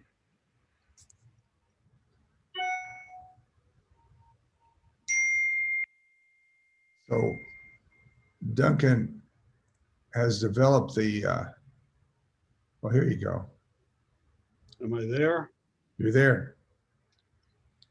Okay, I'm going to go for about an hour because we've got a bunch of questions that I want to answer, and I want to make sure that we get there. I want to thank you all very much for coming to join us today. I realize that this is shortly before your holidays, and we appreciate you doing it. The challenges that you face today are not much different than they were in the past. We want to give people a wonderful smile. Meeting the patient expectations is one of the big games in terms of how we manage patients now. Patients are very tolerant about treatment as long as they feel cared for and cared about. So the research shows that number 1, longest duration. They're concerned about how long it's going to take. Efficiency is number 2, and pain is number 3. Once they get into treatment, the duration of treatment is their second most common concern. So if we're able to take and shorten treatment times, it makes a big difference in terms of how patients respond. Tom and I developed something that we've called the Thrive equation, which are the critical skills that you need to succeed these days. They are what you do that meets the patient's needs that they want, that your competition does not do. And that makes you unique. These are the 4 things that we think you need to do. Create wow-worthy aesthetics, use hyper-efficient gentle mechanics, have an extraordinary patient experience, adopt all of the strategies that visual artists use, and expand your reach within the community. Hyper-efficient gentle mechanics is actually not that difficult. And my goal today is to show you why PITS 21 works better than any other competitive system. If we get time, I'll walk you through a little bit of how we use imaging and video to be able to support these differentiators. Cham just showed you this. You've never seen a case do that in 3 months and 22 days. You take that, you throw it on the internet, and you market it, and all of a sudden,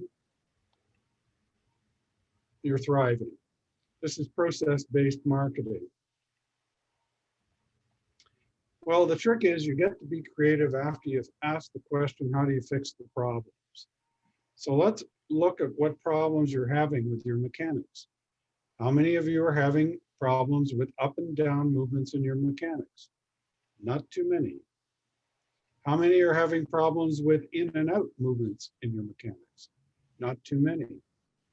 How many of you are having problems with torsion, rotation, or tip? A lot of people are having trouble with torsion and rotation. Tip is generally a appliance placement problem. This doesn't have to be complicated. If you increase arch wire engagement early in the game, soon as you can, and you reduce the number of appointments, it's a good thing. If you can get arch wire engagement in light wires, that reduces force, and the patients like it because it doesn't hurt. So we're going to talk about creating differentiation through increasing treatment efficiency forever. And he probably has introduced more innovations than anyone that is actively practicing. There's two kinds of innovations. One is a sustaining innovation, which is designed to support an existing product or technology. And Tom's got lots of these. One of his sustaining innovations was a reduced buccal lingual slot depth that we did in H4. So this was published in 2014. We showed that if you put a bracket at 6.5 millimeters upright and you put by 25 wires in a by 26 slot, you were able to hit a target. We showed that if you inverted the bracket, you were able to create torsion. And we showed that if you used the correct wires, 20/20 wires in these brackets, you were able to get into torsional control earlier. Tom also introduced novel arch wire progressions. Up until relatively recently, arch wire progressions where everyone was looking at using 5, 6, 7 arch wires. Now you're talking about 3 or 4. And Tom was the first one to publish that. One of the things that we talk a lot about is target or torsion. When you put the appliance in, you want to know whether it hits a target or whether there is active lingual crown torsion in the appliance. And I'm going to show you how to do that. You can't really know where you're going until you know where you've been. So all of us, virtually everyone listening to this, was trained in straight wire. You believe it's a truth. It's driven the orthodontic conversations for 40 years. And it was a game changer because it made orthodontics available to everybody. But it has some flaws. One of them is it's based on the occlusal plane, not on aesthetics. It develops control by putting in bigger wires that eventually fill the slot. Well, you've noticed there's problems with it. First of all, no one fills the slot. Less than 4% of North Americans fill up the slot. Those that do fill the slot go to an undersized wire to finish because they can't seat the dentition. Nobody places brackets at FA. And FA is designed for occlusion, not aesthetics. Incremental increases in arch wire profiles as a means of generating torsion is just not efficient. We thought that ligation was going to solve the problem. Tom got started in Activa, and then he got really active once he moved into the Damon fraternity. And he introduced a lot of sustaining innovations in the Damon fraternity through Damon 3, 3MX, DQ, and D-Clear. All of these sustaining innovations were designed to support the concept of variable torque. The problem is variable torque doesn't work very well. It's old news. These appliances were very quick out of the gate and they were very slow to finish. So Tom developed case management strategies to improve the efficiency.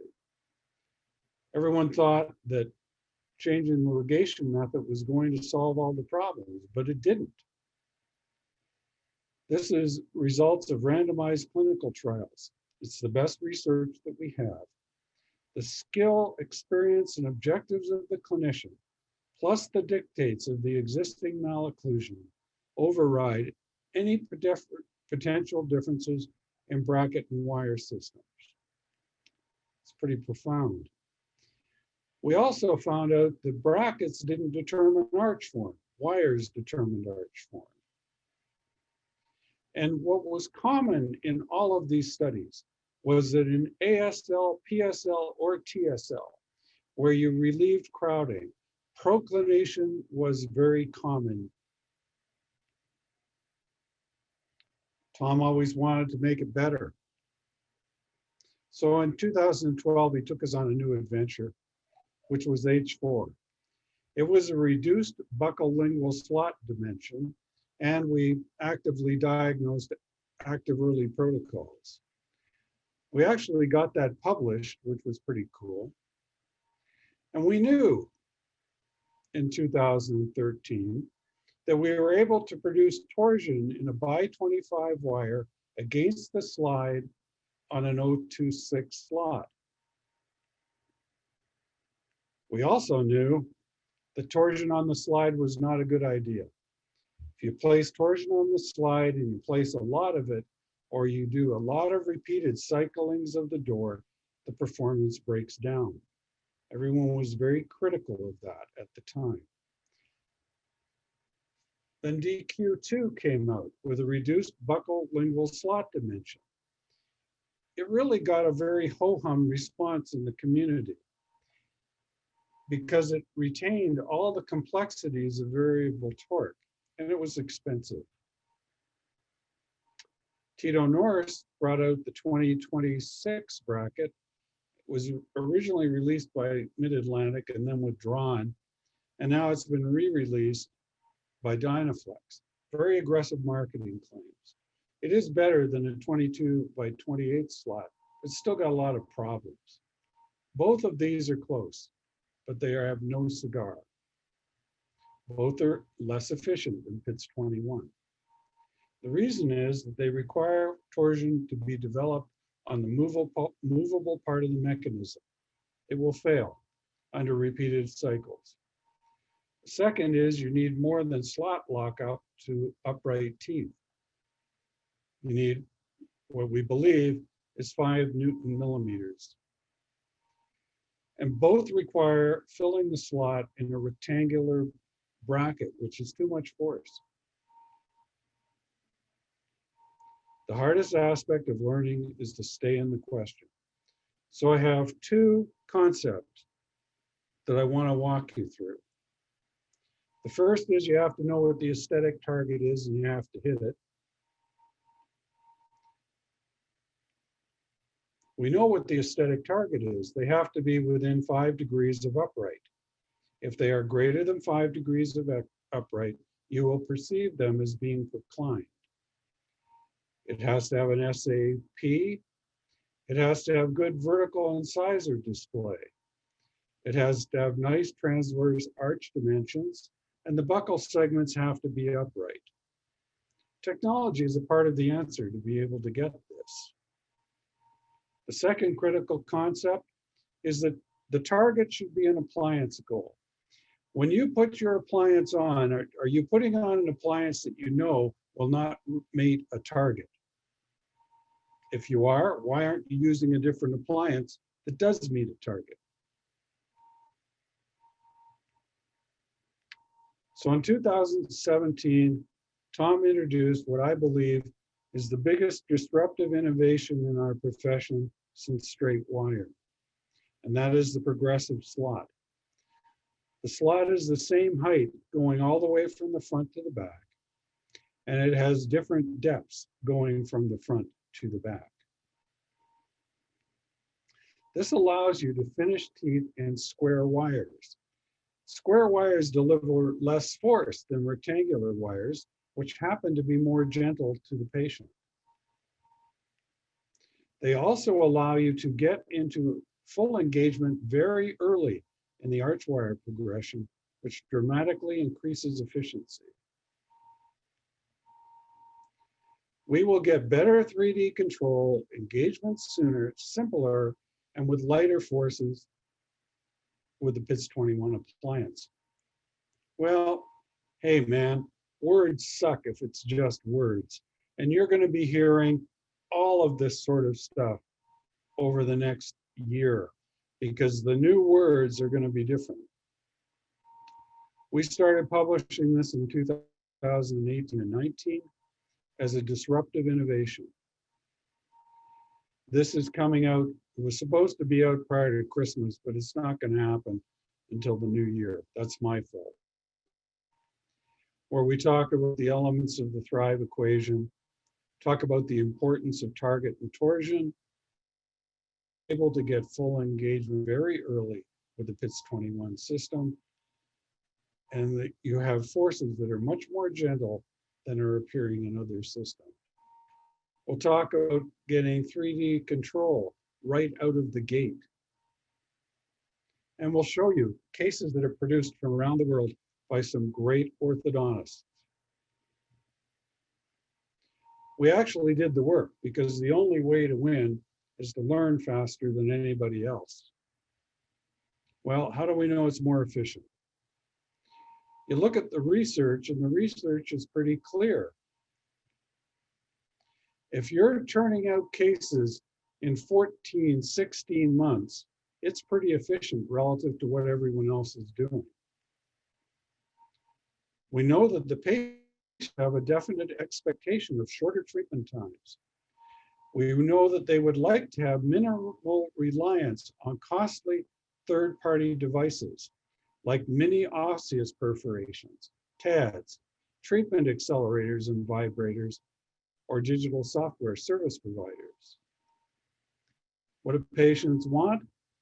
Adolescents think they're going to be finished in 12 months. Adults will give you a break. They'll give you up to a year and a half.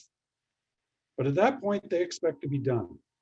So 12 months is a reasonable target. You're going to find a lot of the marketing hype coming out of companies in the next year is going to focus on a 12-month treatment time. This is why. The reality is that with the cases being treated out there, most of them are longer. They vary from 14 to 49 months, and it takes about 2 years to get to ABO standards with traditional mechanics. If you use phase 2 treatment, it's much longer. Well, you ever notice that the longer treatment times don't get better results? The patients that you have in treatment longer end up with all kinds of iatrogenic complications, soft tissue problems, decalcification. The patients get ticked off and they cost you money. Shorter treatment times makes everybody happy. So focusing on effective treatment is a good idea. Well, how do we know that what you're telling me is not just another marketing hype? When you look at what the words have been going through it, for the guys that have been around for a while, you remember ASL, PSL, and TSL? Self-ligation is going to cause or solve all your problems? Didn't. How many people remember resistance to sliding? You notice you don't hear it anymore? The reason you don't hear it anymore is the research shows that it doesn't really work. Low friction, you don't hear that much anymore. Lighter forces, you still hear that occasionally. Tighter tolerances, this was a buzzword 3 or 4 years ago. What you're going to start to hear is engagement, because engagement really matters. Engagement depends on slot size, wire size, corner radius, tooth shape, bracket position, original tooth position, and case management. Oi, that's too complex for me.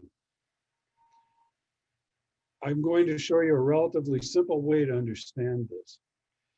You need to have a bracket and a wire to get engagement. If you have better engagement, you have better control. And if you get better control, you have better efficiency. This is the most recent version of the mathematical hype model. Mathematics doesn't work when you're calculating this stuff. This was in Orthotown.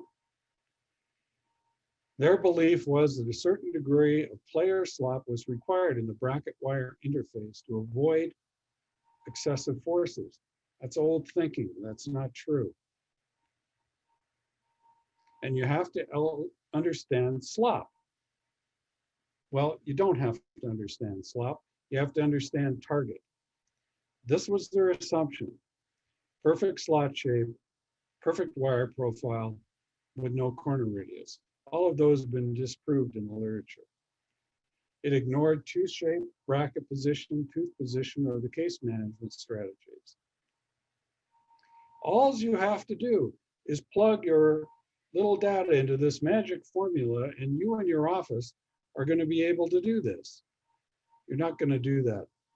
It's got bad assumptions and it gets the wrong answer and it asks the wrong question. The research shows that if you use the bracket the way it's delivered to you and the wires the way they're delivered to you, that the mathematical models don't work. This is PSL. This is the target. This is what you think you buy. This is slop. This is what you actually get. And in order to be able to generate torsion, it has to be outside the levels of slop. These numbers are very large, 20 to 30 degrees. You don't have a whole lot of teeth that are 20 to 30 degrees out of plane. The fact is that hitting the target is more important than knowing what the slop is. And it's important for you to know if there is actually torsion being developed in your appliance or there isn't. For those of you who are not using PITS 21, when the patient comes in the door and you look at them, there might be torsion in the slot, there might not, but you really don't know. In the PITS 21 system, you know. There's either torsion in the slot or there's not. This is a much easier world to operate in. It's time that we re-examine what we accepted as performance from fixed appliances. Wow, that's too much for me. I gotta dumb this down.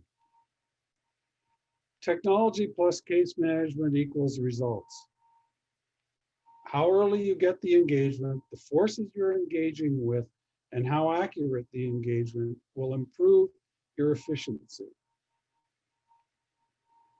We started to publish this a lot in 2019. Tom is a very, very simple case management system using simultaneous mechanics rather than sequential. And we're now repositioning brackets in roughly the third appointment. And the first 3 appointments are roughly a month apart. That was a trick we picked up from the Algerians. So let me walk you through this. I'm going to explain it to you so you can do your job better. This little graphic is going to show you 3 things: time and months at the beginning, whether there's slop, target, or torsion, and then what the actual brackets look like. We'll show you some of ours and we'll show you some of our competitors. And this is possible because the good guys at OC built me this gizmo that allows me to test this stuff. So I've tested now all of the popular PSL brackets for both torsion and rotation. The only thing I'm going to talk to you about today is torsion. This is a concept using real brackets and real wires, using the arch wire progressions that are suggested by the manufacturer with the suggested case management strategies of the manufacturer. This is as close to real world as you can get on a bench. So this is a 2020 wire at 6.5 millimeters. If the arrow was below the target line, there's slop in the system. If the arrow is above the target line, there's torsion in the system. And if the arrow falls on the target line, it hits the target. If the arrow falls on the target line, the appliance will perform the way you expect. This is a PITS 21 bracket and an 1818 ultra soft arch wire. Slop in the system. 1919, still slop in the system. 2020, it hits the target. So in our recommended wire progressions, we are hitting the target in the third month. Many people are finding that they can proceed from 1818 to 2020. This is a very, very efficient way to do things, and it will get you to the target in 2 months. There's never been an appliance that did this before. This gives you great control and great efficiency. One of the aspects of the PITS 21 system that's built into the design, that is, if you need torsion, you flip the bracket over.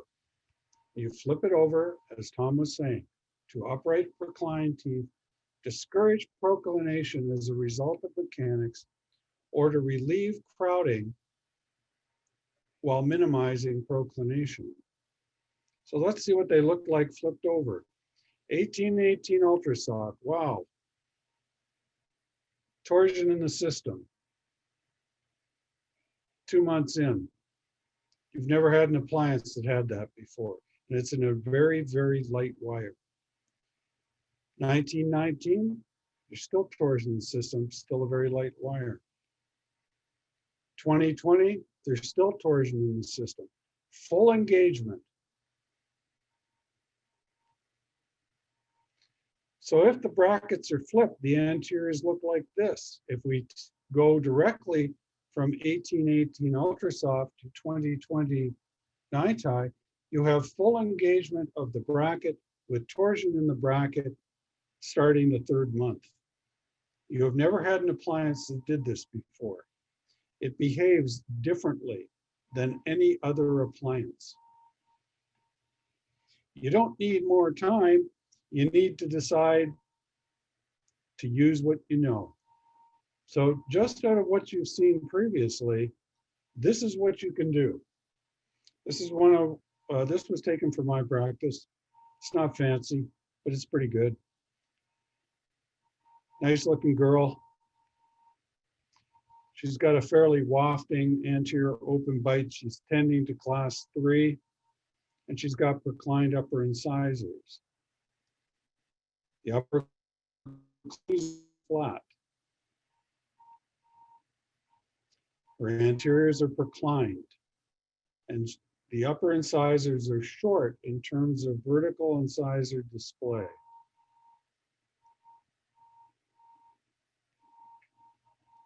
We do use digital outcome simulators to get visual aesthetic objectives. This was done on DSD app. On the right is what we think we can attain. On the left is what she has. We use these tools for possibility-based marketing. The patients don't know what they can get until you show them what they can have.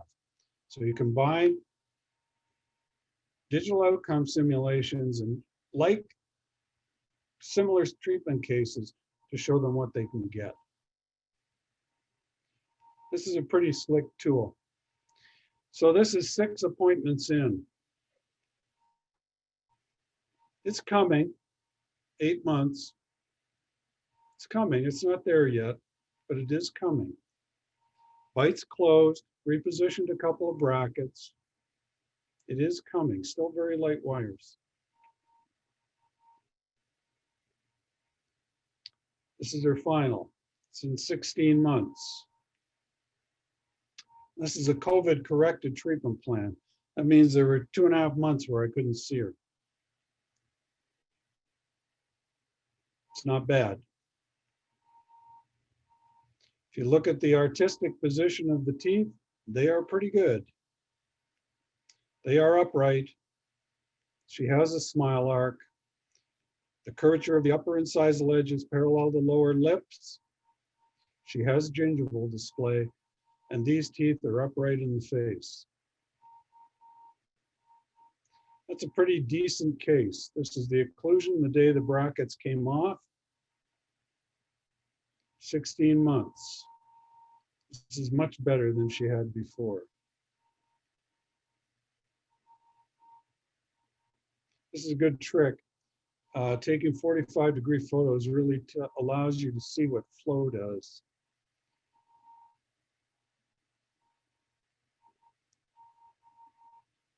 "14 months, 10 appointments." That's pretty efficient. If you look at what we thought we could get, I think our final result is actually better than what the visual aesthetic objective was. And this is a life-changing result. This result wears beautifully. She's a very, very nice girl.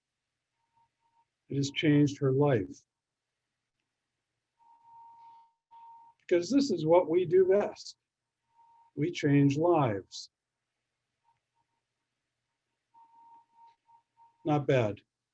So we want you to collaborate with the best, with the 21 bracket and engage early archwire progression to get control earlier in treatment. You know, I've been doing some reading and I'm hearing a lot about the Norse 2026 bracket. Why don't I pick that one? Hey, it's the same deal. You know, there's a 0.01 tolerance between the wire and the bracket. They're going to behave the same way. The only problem is they don't. Very aggressive marketing claims, and they rely on rectangular arch wires. They rely on a lot of hangovers from straight wire theory. When I looked at this on Dynaflex's website, I thought, gee, I've seen that before. Tom published that bracket placement in 2000, and I think it was 13 or 14, with Tomas Castellanos. It was an early design. It was based on using tooth length, and it was primarily designed for IDB. So this is where Tito's values came from. Upper and lower. Everyone is headed towards using 3 or 4 wire arch wire sequences. It's a very big deal. So if you'll notice, Dynaflex shows you their arch wire sequence and the amount of weeks that they're suggesting that they're in. They use the straight wire concept of incremental increases in arch wire size to get torsion, and they round the corner radius of the wires so that they can close the door when they get full engagement. So let's have a look at the Norse 2026 bracket running the same test. Their second wire progression, which is at 2 months, is 1818. Ooh, a lot of slop. Over 40 degrees of play in that bracket. They then go to 1925 with rounded corner radiuses, and they're still slop when you're using the bracket as they recommend it. If you're using the bracket the way that they're recommending, the reality is that you never develop torsion in that appliance. Here's Pitts Upright versus Norse 2026.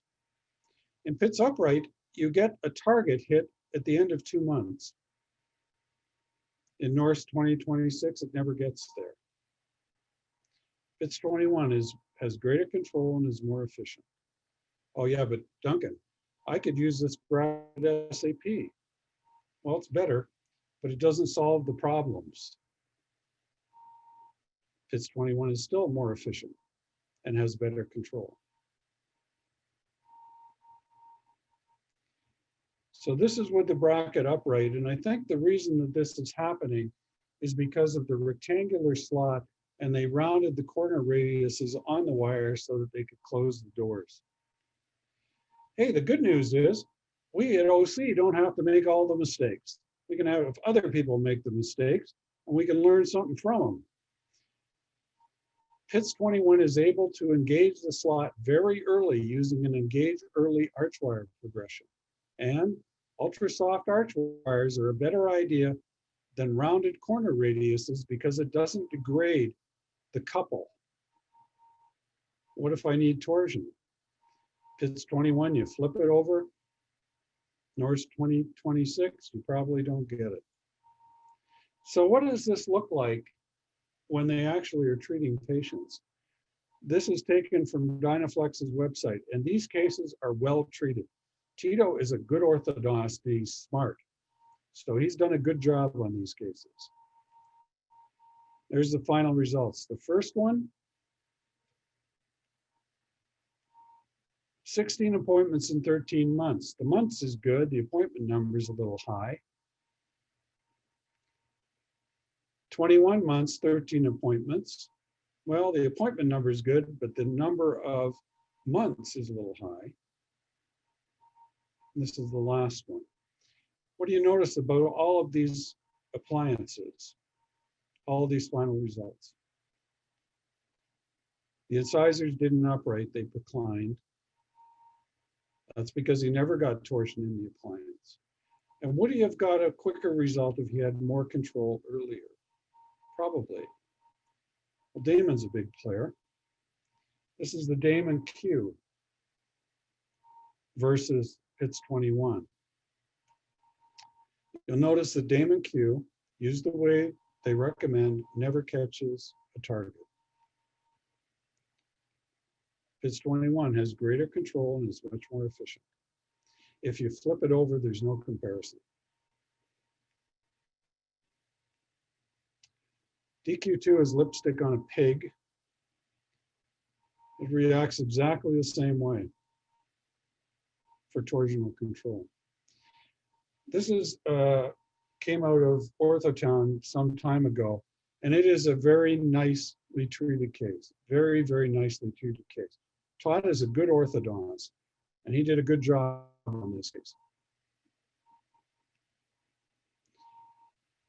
So the premise was they bypassed teeth for 7 months, going through round wires and using class 2 elastics.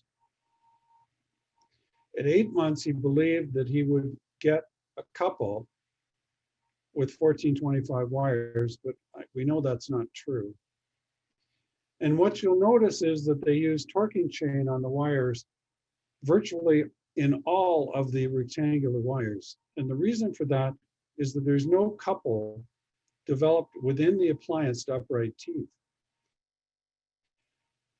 He used class 2 elastics throughout. It was 21 or 24 mil treatment, and I think there were 7 arch wire changes. It's a nice result. What can we do better? 21, and this is one of my, it's not as well treated as Tom or Wasim or Jim Moorish or Bruce Olins would do, but it's what I did. Didn't like the aesthetics. It's a very similar case. The mechanics you're familiar with. Ooh, our internet connection is complaining. Through the bite class elastics and an anterior reverse rainbow, very light. Used an SAP bracket position, and this is 3 months and 22 days later. That's a pretty dramatic change. In 3 months and 22 days, this case is well on the way. And Damon Q, I wouldn't have got to a rectangular wire yet. 8 months she finishes. It's not finished as good as I'd like, but she wanted them off and she got them off in 8 months. Candida occlusal plane is a little better. The teeth are upright. More incisal display would have been nice. The occlusion is a little spotty, but it was done in 8 months. It does wear well.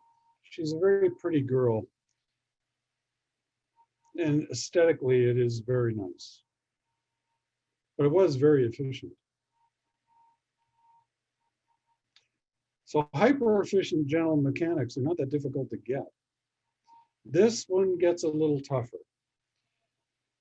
How do we know we're applying less force? I was a big fan of Charlie Burstone. I like Charlie. Tom and I were teaching in Bob Waugh's office one day, and Charlie Burstone showed up. And Tom said, okay, you go take care of Charlie Burstone. And I have nothing in common with Charlie Burstone, but he is a lovely, was a lovely man. Very nice man. He was a very forward thinker, a great giver to the profession. He developed a concept called variable modulus orthodontics. It never really caught on. He described that you needed a balance between stiffness and play. You needed stiffness if you wanted to level arches or close spaces. You need play if you wanted to slide mechanics or arch expansion. And most of us are using variable cross-section orthodontics. You use a small wire for light forces, you use a big wire for heavy forces. You very rarely get to full engagement. And you very rarely have 3D control. You use a lot of wires. And it's not very efficient. When Damon came along with variable torque, you were using small wires to get light forces, big wires to get heavy forces. You never engaged full engagement because you thought that you needed the appliance to slide. And you used a lot of wires. It wasn't very efficient. Variable modulus is a whole different concept. You use soft wires to get light forces. You use stiffer wires to get heavier forces. You engage full engagement very early in soft arch wires. You use very few wires and they're more efficient. In PITS 21, we're ending up about here. We're using a lot of the variable modulus concept because it reduces the inventory of arch wires. It also allows for fewer changes in arch wire profiles. If you notice your patients, the time that they hurt is when you change the arch wire profile, round to rectangular. In the PITS 21 system, there's fewer profile changes. It gets full engagement very early in the piece and full engagement early control. Because we're using square wires, the forces are lighter, so they don't hurt. What you really need to know is how effective is the couple, how early is the couple applied, how heavy are the forces that you're applying, and at what rate does the force develop. You'll notice in your practice, you're not having trouble with first and second order issues. You're having trouble with third order issues. Torsion, rotation, or tip. If you're having trouble with tip, it's a bracket position problem. But torsion and rotation is entirely dependent on the way that the bracket develops a couple. If you're having problem with first and second order movements in your practice, look to bracket placement. If you're having third order concerns, we have a solution for you. PITS 21 and an active early arch wire progression will solve most of these problems. So this is heavy, and I know it's heavy, so bear with me, I'll dumb it down. The vertical axis is force, the horizontal axis is time in months, and the size of the bars are the force levels that are being generated. And this is in first order mechanics. First order mechanics is up and down. The blue is PITS 21, the yellow is Damon Q. What you'll notice is that PITS 21 is developing forces much earlier than Damon Q. And the area underneath these curves are the forces that are available for movement. You'll notice that in the progression to full dimension, it happens relatively quickly in PITS 21, 3 months. It takes almost a year to get there with Damon Q. So PITS 21 is delivering effective forces earlier in first order movements because it engages fully far earlier and is therefore more efficient. This is second order.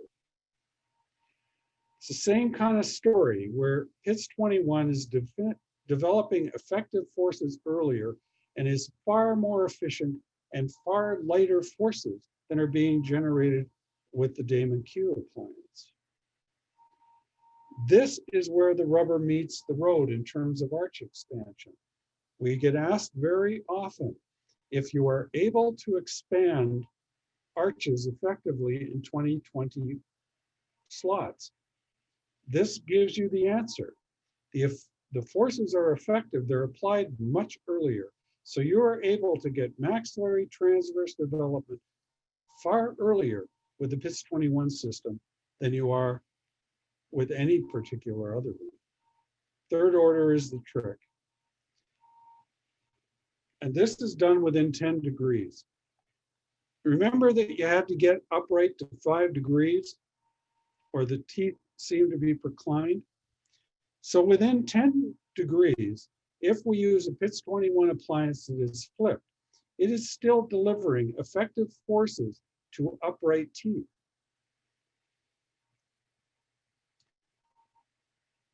DQ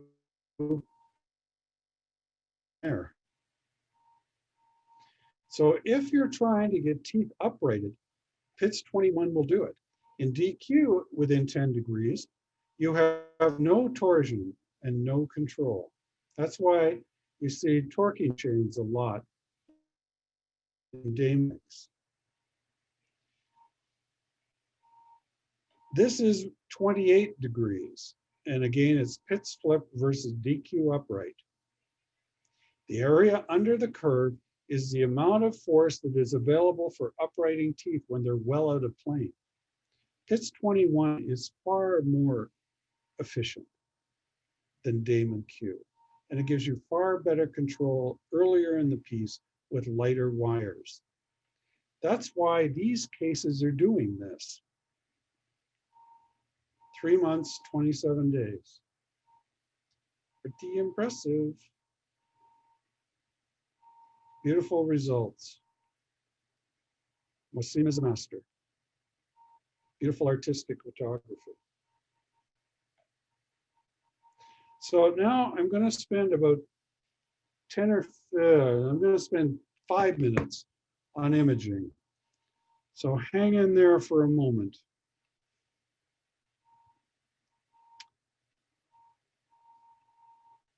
Imaging is important because you have to think like a patient.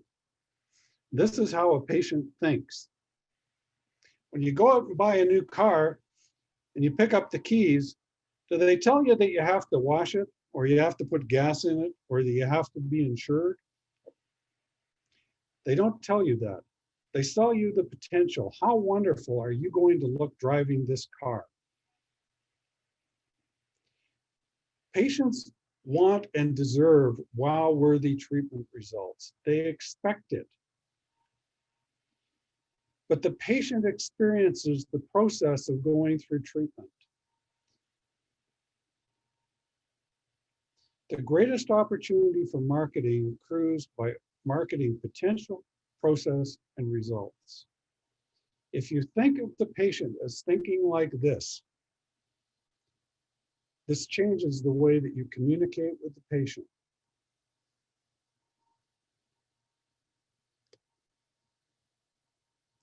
The patient is going through a journey as it goes through your office. They'll always feel something. They're either going to feel positively or negatively about it. Sometimes it's positive, sometimes it's negative. Sometimes they're kind of neutral, but it's always there. And this patient journey starts before they enter your office, and it continues after they get there.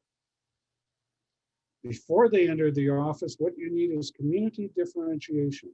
They need to be able to find you and come to you. Before they start, they have to trust you, and then it's showtime. You use visual art strategies in all of these processes, in all stages of treatment. It is the only thing that goes through all stages. So you need to reach the patient by telling them they're wonderful, making them see what they're able to get, and making them feel like they're achieving it as they go through treatment. I'm going to go for 2 more minutes, and then I'm going to stop. And the way we're going to do that is go to here. We want you to stand out in the planning process. We want you to diagnose based on delivering an aesthetic result from the outside in. starting with the aesthetic goals, evaluating their potential, and sequencing their treatment. In some offices, DSD templates are worthwhile. Video is very worthwhile. When you look at a patient in video, you can actually see how they animate. So you can decide which image you're going to use to plan treatment around. Use expanded diagnostic materials with increased patient engagement and enabling software if you need it. You start with the aesthetic goals, evaluate their potential, and come to a treatment sequence.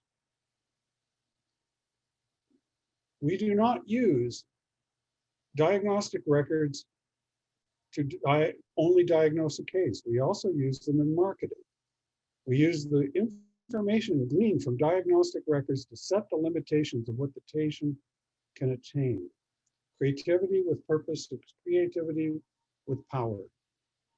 So this is the standard records. You're taking them every day. You guys are familiar with all this. We use a visual aesthetic objective from the outset, looking at where the teeth are in the face and where they need to finish. Looking at the aesthetic features that Tom is talking about to be able to develop the mechanics to be able to get there. Some of us use digital outcome simulation to be able to see what the patient is going to look like at the end. Once you get into treatment, you plan the bracket position based on the movements that you need for aesthetics. So in this particular patient, SAP++ to be able to get there. We want to extrude the upper teeth to be able to get to a smile. As we go through treatment, you take pictures very regularly so that you can market what they are actually achieving, getting closer to their goal of aesthetics. Very useful. You can actually see the aesthetic tooth positions in the face. Upper incisors paralleling lower lip, upper wire plane paralleling upper lip, candidly occlusal plane being developed, and the angulation of the incisors uprighting in the face. You take video and pictures as you go so that you can post them on the internet to show the progress that the patient is making. This is a differentiator. And after treatment, you use results-based marketing. 14 months, teeth are upright. This is a life-changing event.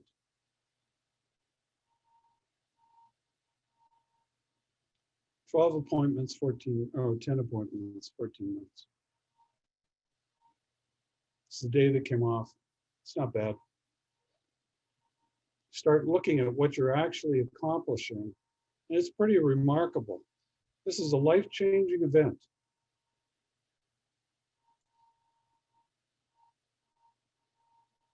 She is a completely different person after this treatment, and you celebrate this with her. And you post it to be able to show them what sort of things they're getting at the end.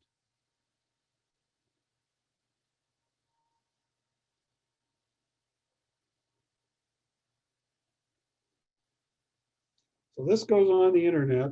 The key is that it has to be less than 60 seconds so that it can be posted on Facebook or YouTube.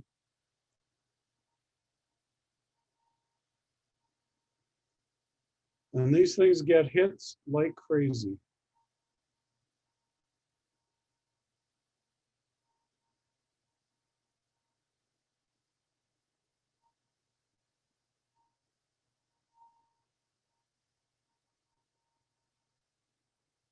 These are life-changing experiences for patients. And this is what we do best. We change lives. Okay, I'm going to get into some questions because there's a number of them. Boss, you back with me? I am. Okay. Do you want me to read the questions and you can answer them?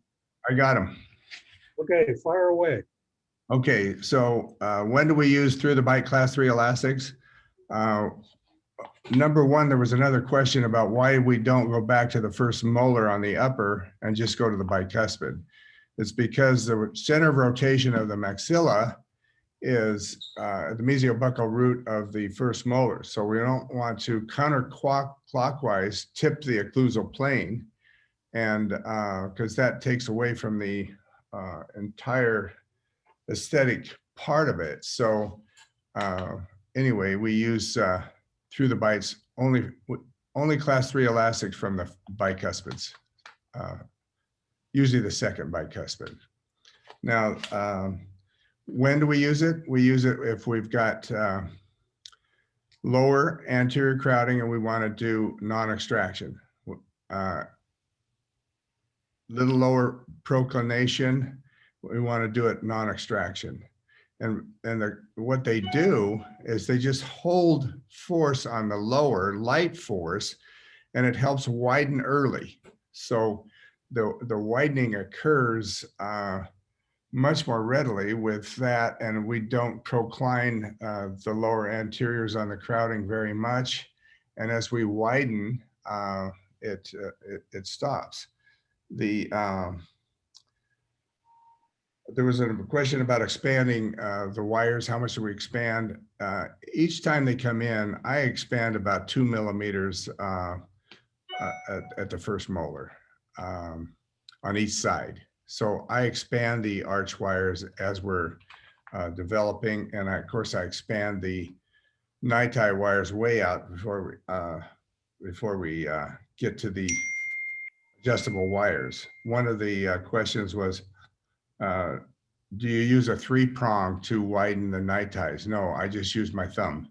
I hold it with a plier in the middle and use my thumbnail through the glove and my fingernail on the other side. And I just widen it and straighten it out as much as I can. Then I start to put the curvature in so it's very wide in the front. There was what retainers do we use? Typically, I'll use a lingual on the lower 3 to 3 and an upper 2 to 2. Unless it's an open bite, then I go to 3 and 3. And then I use Essex over that. I only have them wear it full time for a few weeks, and then nighttime on the Essex. And I put a little pallet on the upper Essex so we keep the width. The gauges for the height, we measure right now from the incisal edge to the slot. And that's what those numbers were that I was talking about. We've also got a new measure coming along, a la Dwight Fry, to measure from the incisal to the pad, from the incisal part of the pad. And so I'm excited about that. Somebody asked where we get the extra measuring heights. At OC, they do have the plastic ones that go up to 7.5. We're trying to find some more metal ones. We've had those in the past, and we're looking for that. But we also are looking at this new design to measure from the incisal to the pad. When do we move the bite turbos from the upper 4s to the upper lingual of the upper incisors? I do that at about the 2020 NiTi wire, so that I'm not pumping the upper first bicuspids up and down, and it allows them to seat. But I want to keep them behind the upper centrals while we keep it disarticulated and use the rubber bands. Somebody asked if we had TMJ pain treatment or post-treatment. And of course, all of us have that. If they're clenching and they're interfering with cusps, sometimes I have to put some bite pads on the upper second molars in the fossa so they're not clenching. I try to get them not sleeping on their jaw, because if they asymmetrically clench, it's worse. But when I examine the patient for the first time, I'm really using a stethoscope and making sure if there's any sign of a click that I let them know. And then we talk a little bit about the articular disc and what can happen with clenching and asymmetrically clenching, particularly. And then if I do have an issue, then we go to a splint after treatment and follow it that way. Oh, do I increase torque when I move the bracket gingivally? No, as you know, when you move the bracket gingivally, you take torque out of the bracket a bit. And so you have a little more lingual crown torque in the bracket. But if you just seat the bracket on the incisal edge fully, it doesn't take but 2 or 3 degrees out of the bracket. But I just use it. And the nice part about it, when you're bumping the roots of the upper anteriors against the labial plate and you're using light forces, it's usually fine. But when I palpate there and I see some bulging at the roots, then of course I put torque in the wire, some lingual root torque, and to counteract that. Boss, Yes. I have to leave you. I have a patient I have to go and put brackets on SAP++. Okay, 1 minute. If everybody will look at Duncan, you'll see that he looks just exactly like the Grinch. And so he's really not a Grinch. He's one of the finest people I know. Duncan, thank you for your help. All right. Bob. Love you. All right. Bye-bye. There was another question. When do we take a pano if we do a repo? And I don't take a pano on the first repo. It's just for aesthetics and for balance of the incisal plane and individual teeth. If I'm worried about the root parallelism, then I would do that on the second at about 5 months or so. I would take a pano to check root parallelism. The nice thing, the way I put my brackets on and bond the cuspids and bis, I don't have any problem with root parallelism. I don't worry about root parallelism in the anteriors, the upper 4 anteriors. What I'm worried about is just the crown position.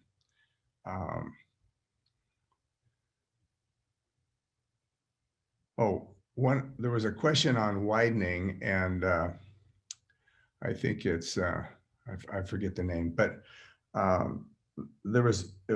they felt it was impossible to widen the maxilla without the TADs and the palatal expander. It's a long story, but when I went to Ricketts in 1975, I was using a palatal expander. Of course, everybody was. Rapid palatal expander and opening the suture. When I went to Ricketts, he showed that he didn't open the suture. He used a soft quad helix expander, and he expanded the arches in the wire. That's the time that I started widening with wires. And of course, you can widen a lot with wires in the mixed dentition, but I can widen on adults, an adult dentition as well.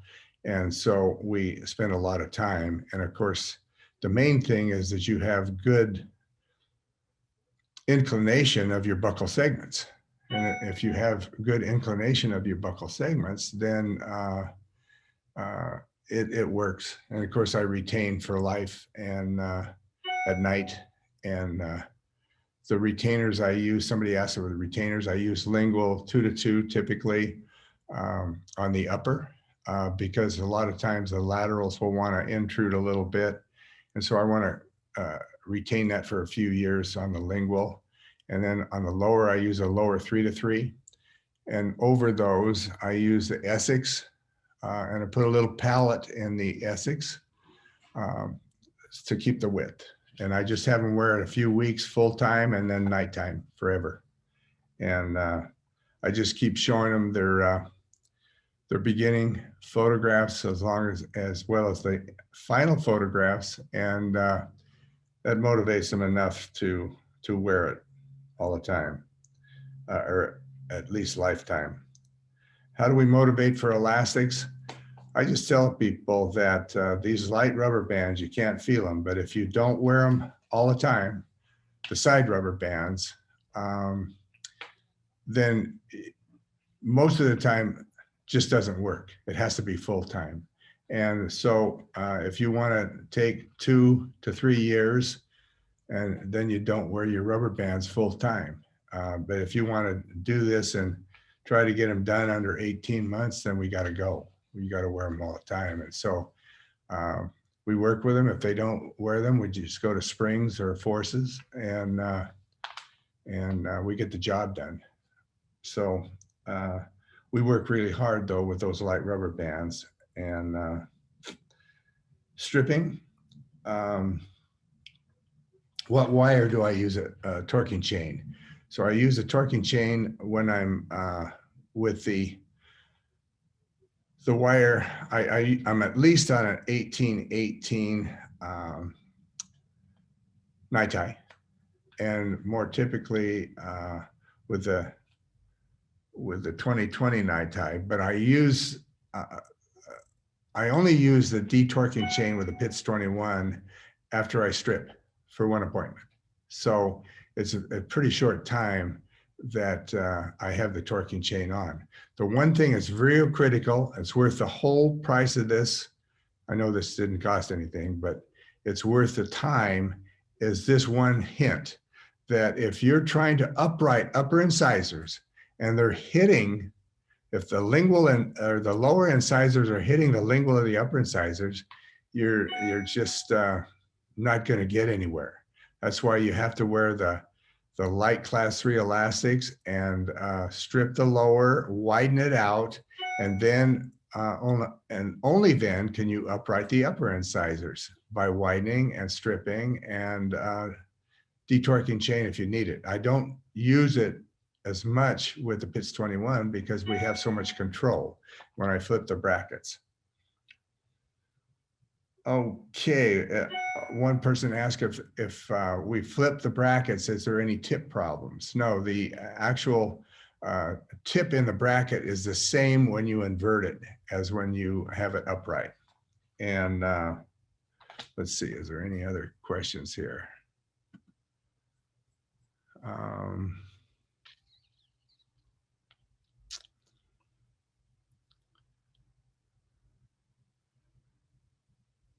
What stage do you move the bite turbos from the upper premolars to the upper incisors? I do that at the 2020 night tie. Joint pain.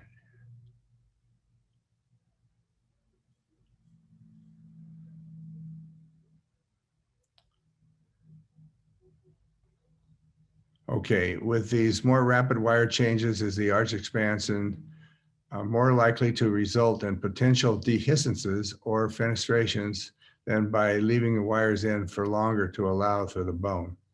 So certainly we don't get any problem if we widen the night ties. So yeah, there's no problem there. The only time I'm worried about the tissue is if I've got some stripping on the bicuspids. If I've got stripping on the bicuspids, then I have to be careful and I have to go slowly, and I can't widen as much as I typically would. Fortunately, that doesn't happen too often. But it doesn't happen rapidly, but it happens pretty quickly because I'm in adjustable wires, the stainless steel wires, in 4 months on a lot of cases. Okay, cuspid substitution. Whenever possible, I substitute the cuspid for the lateral if it's missing. And the problem with most people when they substitute canines is they don't recontour it enough. And so if you recontour it, put a little labial composite, it looks just like a lateral. I could show you that you can't tell the difference. And that way I if I'm going to put the space, I put the space behind the bicuspid so that when you do the implant, it's not in the front of the mouth. Okay, what on the about recession on the upper jaw buccal side? I don't see that. I probably saw more of that when I was using rapid bowel expander than I did anything else. But I I don't see recession there unless it had some to begin with, and then I have to take it easy. Jerry, it can be difficult to get good bracket position on upper fives on teenagers. Do you ever use laser on these? Oh yes, I use laser all the time, but typically on the teenagers, I can put the bracket underneath the tissue. If I have to cut off the hook, I'll cut off the hook. And so usually I can get by and wait for the laser removal. But when I do laser removable, I always go back from 5 to 5 to the bicuspids. And sometimes I can get the bracket up and then I put the wire up over the wing to extrude it.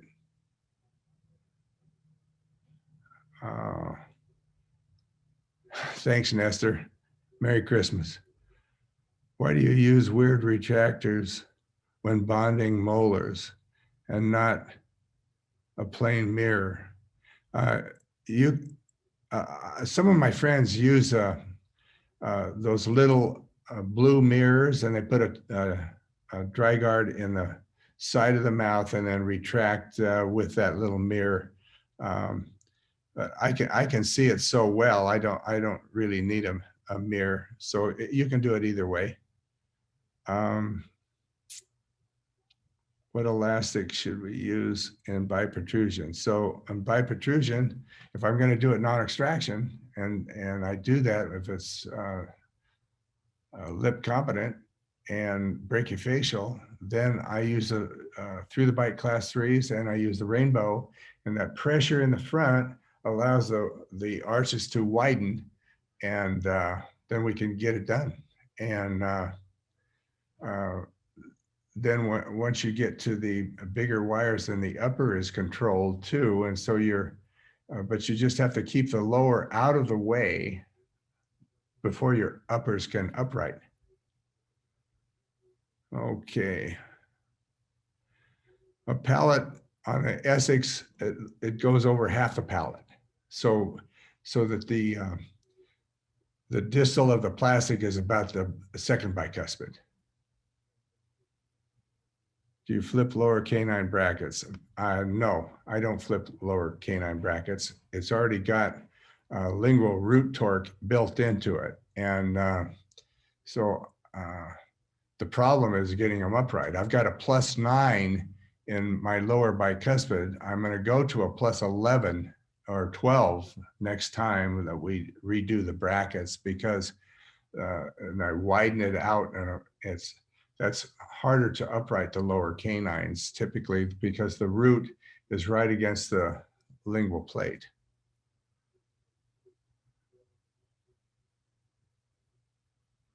Okay, when using the torquing chain, do we remove the upper bite turbos behind the upper incisors? No, not necessarily. By the time I get the upper incisor bite turbos, I don't have to, they're very small. And I just, if I need some class 2 correction or whatever, I'll just make sure that I'm disarticulated for that appointment. Don't get black triangles when you extrude the incisors. I don't get black triangles. The tissue comes right down with the extrusion of the upper incisors. So not to worry there. I don't swap left to right canines. No, because I want the roots to be tipped distally. Can you comment on lower incisor gingival recession using 2020 beta tie with pitch 21? Okay. I mentioned it briefly, but this is really important, that if you have any tissue issues on the lower anteriors, or any little stripping or prominence of the roots. You flip the brackets upside down to keep because there's a -6 in the lower incisors. So you want to keep the roots inside the labial plate. So you'll flip them upside down. So that's very, very important. So I don't have any problems if I do that. Okay, here we go. What should be followed if the neighboring tooth has been damaged and become extremely mobile during tooth extraction? Then it's an occlusion, typically. So if you're having problems with mobility with any teeth, it's probably in hyperocclusion and they're working on it. So I would slow down the closure and just adjust the bite, knock it down, or increase the bite turbos. How do we bond lower brackets with SAP plus or plus? Well, the lower brackets are either, if my upper brackets are plus, then my lower brackets are very incisal, 3 millimeters from the incisal edge to the slot. And yes, there's some slight, no, there's no tip on the lower brackets. They're interchangeable. The lower 4 anteriors are interchangeable, as are the 2 upper bicuspids. That's the only interchangeable ones we have. Upper jaws, 5, 6, 7 years of age. How do you widen upper jaws? I do it with a wire, unless it's extremely narrow, the low tongue. I put the tongue reminders on and clip the frenum, lingual frenum, and go after it. If it's extremely narrow, then I would use an expander, probably a quad helix. The only time I'd use a TAD assisted retainer or expander is if it was extremely narrow with tissue that's got some recession. Did you use the term torquing chain, or maybe it was torquing spring? No, we use the word torquing chain, and I only use it one appointment after I strip teeth, and I don't need it otherwise. Okay, wear rubber bands. Everybody has that trouble, Jonathan. We just work hard and use springs if we need to. I use CS 3, 4, 5,000 with the class 3s, and I can use those class 2s if I put the spring behind the 6. On the class 3s, we put the spring in front of the 6 on the upper and behind the lower cuspid. And if you use forces, I use that Pobance double tube, so I don't have to reband the upper 6 molar. And so we just go after it and get her done. But we work hard on rubber bands, and I see them a little more often if they're not wearing them at first, and work with them and their parent. Now it's a little bit challenging with the parent not coming back into the operatory. So what a great day. I appreciate it. We need a master's course to do all of these things together. So if you can take the master's course, I encourage you to do it if you haven't already.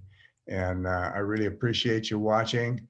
And my email is tom@pittsorthodontics.com. And you got Joni's email, and Duncan, it's duncan.brown@smilezone.ca. He's a Canadian rascal. So any questions? I'll hope to see you in the near future, and we're definitely going ahead with in-person masters. I hope. Merry Christmas.